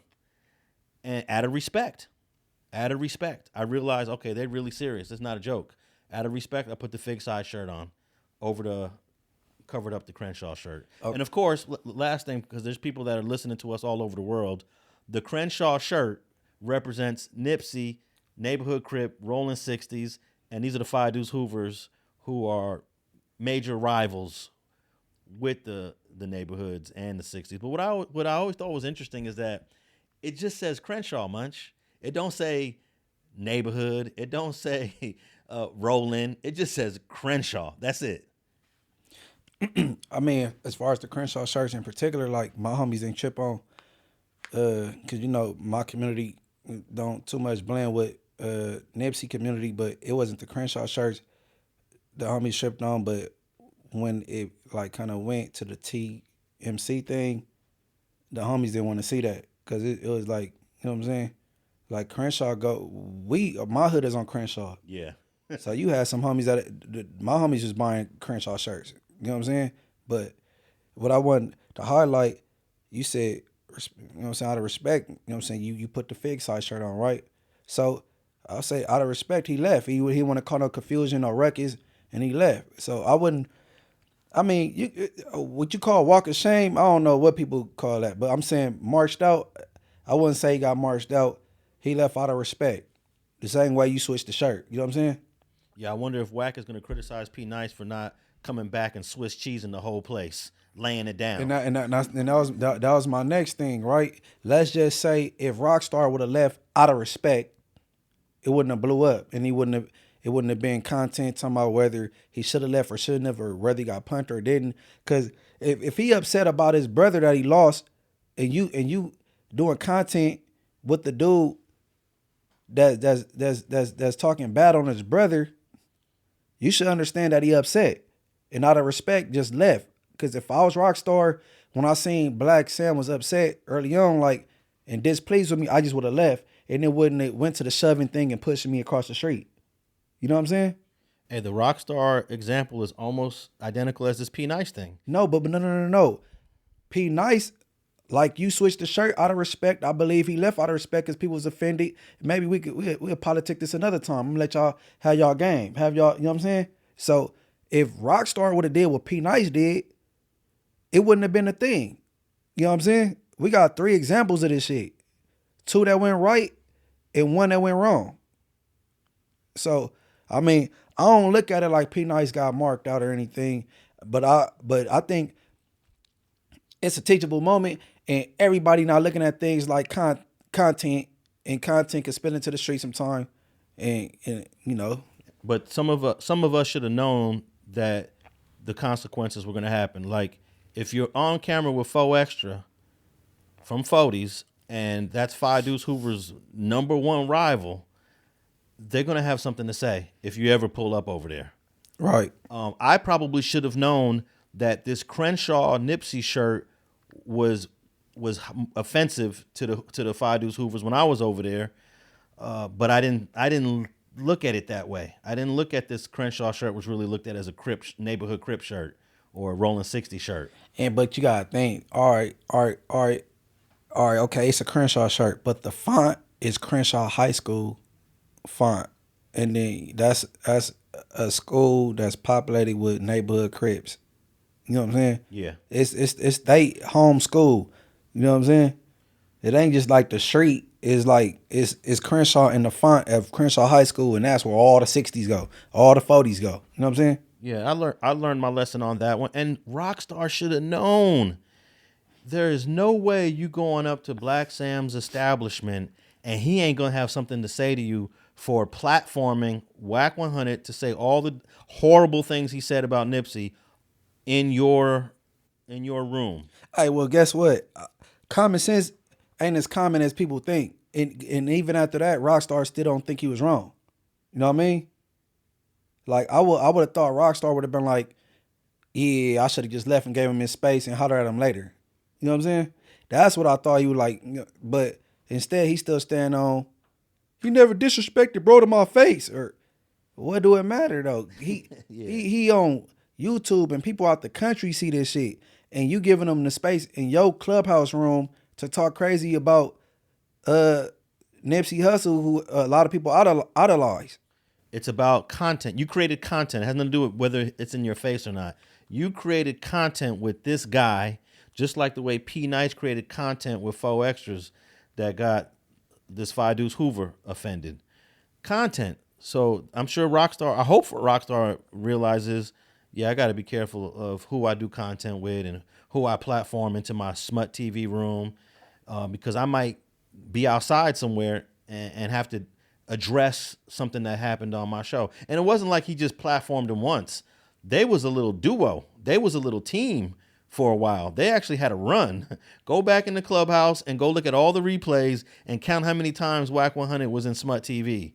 It was consistently. For hours at a time. For hours. You know, it's not like you just did an interview with him and that was that. All right.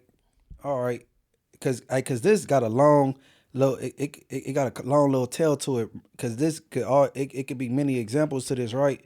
And this is my last example because this ain't gonna be the last time I speak on this, right? Now,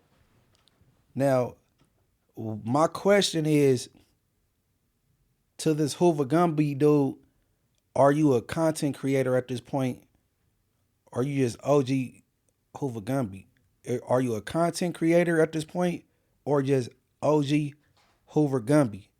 Because as of recently, I ran across something on the internet that was said about me that's supposed to came from OG Hoover Gumby, and Unc repeated it. But before this, on Camp Capone, Gumby used me as an example, and I don't agree, and I don't like the example he used, right? So my thing is, are you a content creator or you OG Hoover Gumby? Because if you a content creator, I could move forward like that, and then I could make you content. Because I tried to approach it as if after seeing the Camp Capone thing, I tried to approach it like, okay, this OG Hoover Gumby. So I did what I supposed to did. I called my boy from Hoover. I said, hey bro, could you ask Gumby, don't use me as an example again, because I don't want to go internet with him. You know what I'm saying? I F with the Hoovers. I got relationships over. Hey, tell me just don't mention my name. You know what? I sent them without, like, oh yeah, I see what you talking about. Now it was that.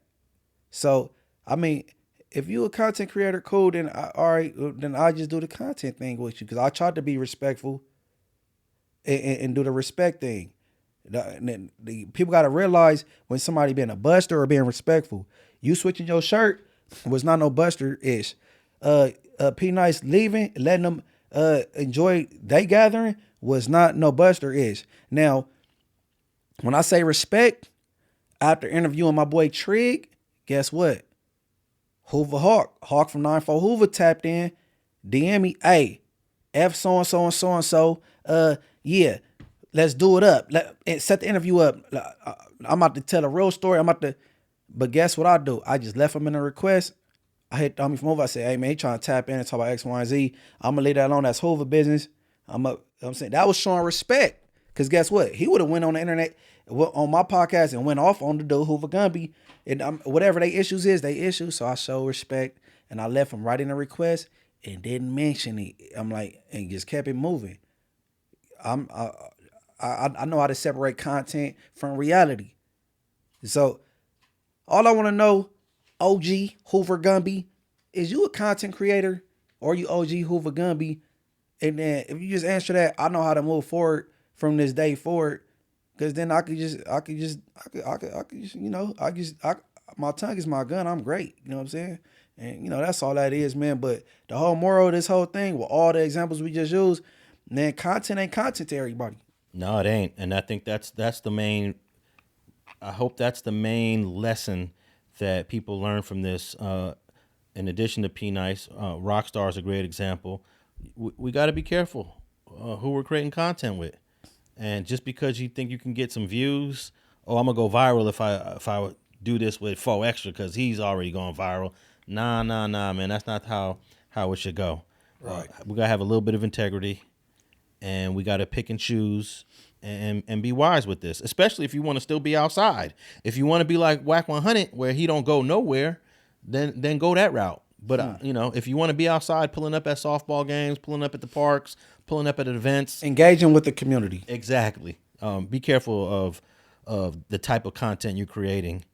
And Hoover Gumby, I was on the team for your habeas corpus with you and your co-defendant back in 2010, 2011, where we got his conviction overturned after he sat in there for 17 years.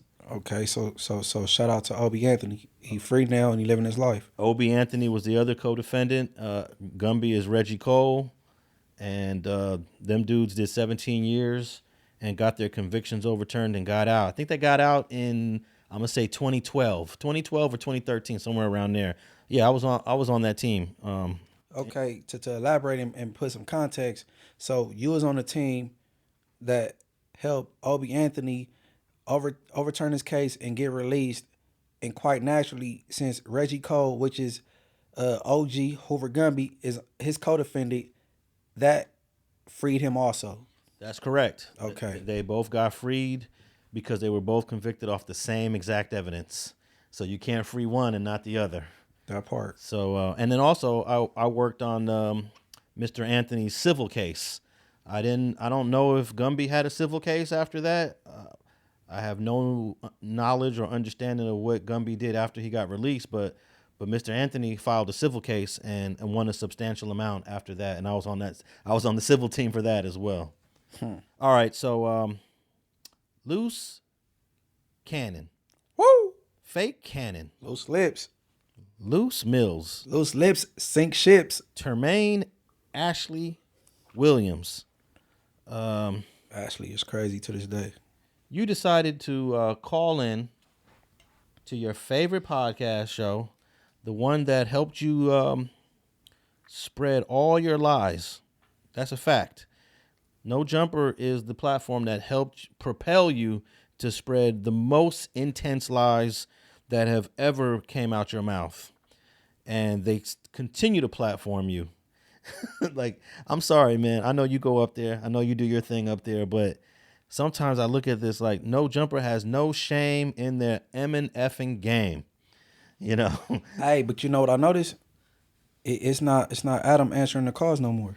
Yeah, but they can't. If Adam wants to shut that, if Adam could have he could have a meeting and say, "Look, we already gave this guy a lot of shine. Right. He's been nothing but a liar. He was part of a brutal beating that's going to cost my insurance company a lot of money. We're going to cut the rope on this dude." But no, he still gets to call in and talk his ish. And let me play a clip of this latest call-in because it's related to the police report that recently went public that was authored in January of 2025. It just went public, and it shows that the Burbank Police Department is investigating that beating as an attempted murder. Here's the clip. That's what y'all got going on? Man, long time no here, man. I'm we doing the news, and you know you've been buzzing all over the internet, and I just surprised to get a phone call from you. So what's the word? What's going on? How you been? Man, I've been good, but man, there's a lot of goofy stuff going on. Why people are trying to act like they don't know what happened and what was going on with this? I'm just hearing. I'm just spectating and watching how everybody else watching. I just seen what that mean though, Luce? I seen the video that you dropped today, and we just reacted to it. Yeah, let me put it this way, right? That police report, everybody is acting like it's brand new. That police report been out for months. You get what I'm saying? So it's no charges, no nothing. So while people is out here cloud chasing and stuff like that, Bubble Butt knows exactly what was his part into the situation. He knew that Jay Reed was coming up there for him. You get what I'm saying? But he's just too scared to stand on his word and say what really happened. Maybe he need the no jumper job, and that's cool. If he needs that or whatever, so be it. But just say that. Yeah, it's been a whole lot because I've been hearing, your side, Wack side, Adam's side. There's a whole bunch going on. The media, everybody's covering it, talking about it and stuff. So, Yeah, no, but you have to think about it is, right? Adam don't have nothing to do with this situation at all, right? Let's get that understood. And then second of all, Wack orchestrated everything. So if Wack knows that the nigga Jay Reed was coming in there to talk about business with Josh, why is he not just saying that? He could just say that, and then Jay Reed got the popping. He said it at first, but now he's changing his. This call is from But a Wack federal did say prison. that though. He's changing his tune. He's changing his tune because of a police report that's been out for months. He's acting like it just came out. You need to stop lying. All right, and you gotta see, Aunt Hefe is sitting there looking like, I cannot believe what this guy is saying on the phone while I'm sitting here in the middle of this show. All right, so first of all, the report is old, but it recently became public. So that's why it kind of got this new feeling to it. The public did not ever get to see this report. So it obviously either got a FOIA request or it was just turned over because of the insurance, because of the lawsuit. All right, it's 14 pages, and it may be old, but it started. The paper trail started in January and it's to the present time, almost to the present time. So like they was building on it. So everything that's in this police report ain't really old like that. You know what I'm saying? Not everything, because you go from like the first couple pages where his name is confused, Termaine with Jermaine, but then later on it's updated to Termaine.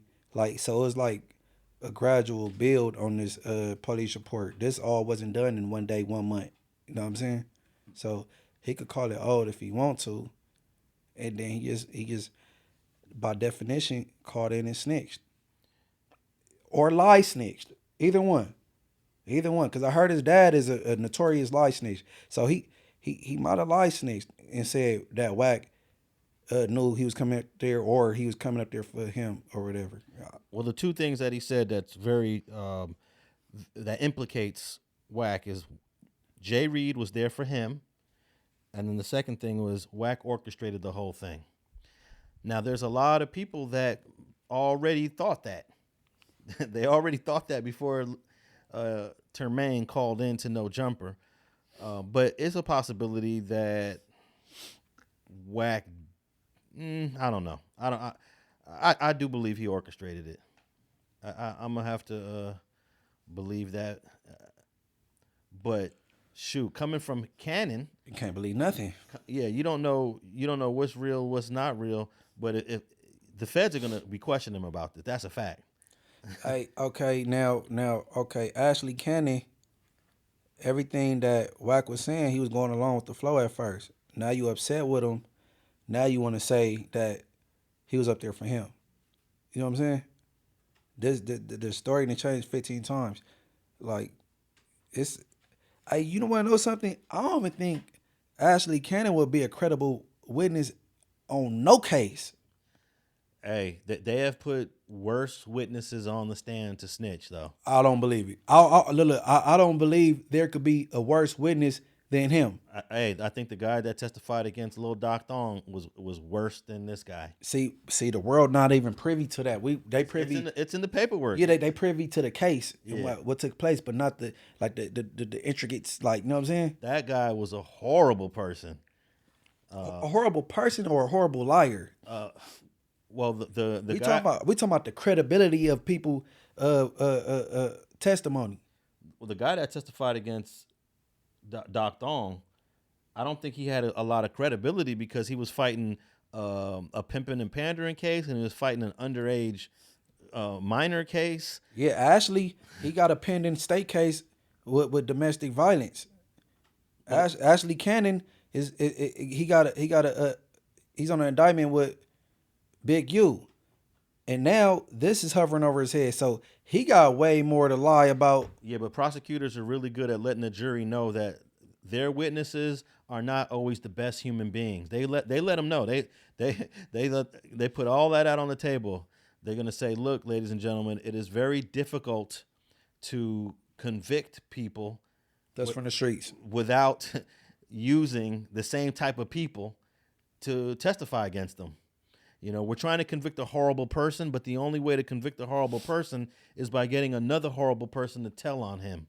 So they let the jury know that you're going to hear that this guy's a liar, this guy's a child molester, this guy's a rapist, but he has the information to help let you know what happened in this case. So they pre-warn jurors that these people are horrible, they're not credible, but we believe that they have the critical information to help this case. So...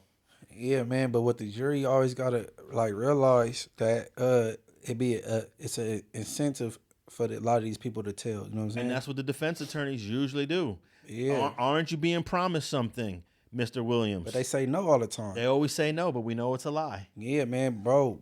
Our defense attorneys gotta always, man, stay on their necks about this. Bro, these people that be up there telling it be an incentive. I'm not talking about the people that lost a family member and witnessed it. You know what I'm saying? I'm talking about the people that's involved in the crime and the underworld doing all these illegal things. You know what I'm saying? But prosecutors will also do this because they know that the defense is going to uncover that. They'll say to the defendant, I'm not promising you nothing right now. After the trial is over, then we can talk. Mm-hmm. I never heard that on audios before. Yeah. So technically, when the defense is grilling them, did the prosecution offer you something? Are you getting a deal? And they say, no, they haven't. They haven't. Most of the time now they're telling the truth, but we know that there's something on the table for you after it's over. You know, so there's little ways that the prosecution gets away with offering a deal without offering a deal. Right. So, no, I think he's going to cooperate in this That's case. without a doubt. I'm just saying, is he even what you consider a credible witness? But we go see. But look, when he went on No Jumper in January of 2024, the guy was on there lying for an hour and 30 minutes. Mm-hmm. But we do know he told the truth about robbing that weed dispensary. We do know that that's truthful. We do know that that's a fact. Because he landed himself in the cell. Yeah. Stupid. We do know that there's corroborating information for that story. But we know he lied about the Nipsey Hussle call. We know he lied about Big U knew about it. You know, He lied about Meek Mill. Yeah, that Meek Mill thing's a lie. You know, so He lied about having a song with Drake. He lied about a lot. Bro, he got to be the biggest liar in America. All 50 states. And let's throw Canada in there too. America and Canada. And then he said something about, oh, this police report's old. There hasn't been any charges. And I guess he just thinks that the feds are supposed to start indicting people in 6 months or 7 months. Nah, they're gonna wait and figure everything out. They're gonna wait and figure everything out. They move slow, but when they come, they're coming hard. You notice in the paperwork they said he used to be from A Trade and he's a 60 now. Yeah, that was Burbank's typos. Burbank, they ain't got no real gang intelligence, bro. So I don't really expect. You know what I'm saying? Yeah, they have a very small gang. I think they do have some gang cops, but it's very small. I mean, every department got gang cops, but they need some people from LAPD to get transferred because that shit is trash. That dude was never from no A-Trick gangsters. No, they made a few typos. They called the unknown suspect 1, and then the other one also was unknown suspect 1. Well, it should have been 2 and 3, or right. They numbered it all wrong. They had Jermaine's name in the report instead of Termaine on page 1. The twin brother. Yeah, so that's their first report. I'd like to see the August 2025 updated federal report, which we won't be able to see that for some time. But eventually that will be coming out. And this phone call right here that he just made to No Jumper is going to be part of the discovery. This is going to be in the discovery. He on a federal phone, man. He know that, man. And I don't understand why No Jumper keeps platforming this dude. Even though that was Adam wasn't there. Come on, man. Why is Luce Cannon still popping up on platforms? I honestly, I never heard of. Well, I ain't know what you call a No Jumper OG and nothing, but I never heard of Adam telling somebody what they can't say, except when he went on back on Fig and forced T-Rail not to deal with Milk. Oh yeah. You know what I'm saying? Other than that, go for what you know. Hey, this is more serious than that. This is not platforming fake. But hold on, but let me ask you something. Look, this tells you a lot, bro. Somebody's having money troubles. Why will Wack still be dealing with Adam if you allowing people that could land me in jail for the rest of my life call in to your platform and say incriminating things? Yeah. Why would you mad at Young and Hefe about Adam bringing up your significant other? Not at Adam, but you mad at Young and Hefe. Why he could call you gay and say you have a gay streak? Why he could question whether you really accepted in the blood community or not, and you still stick around for it?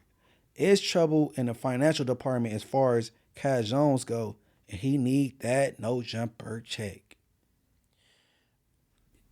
He doesn't have $200 million diaper deal. Of course not.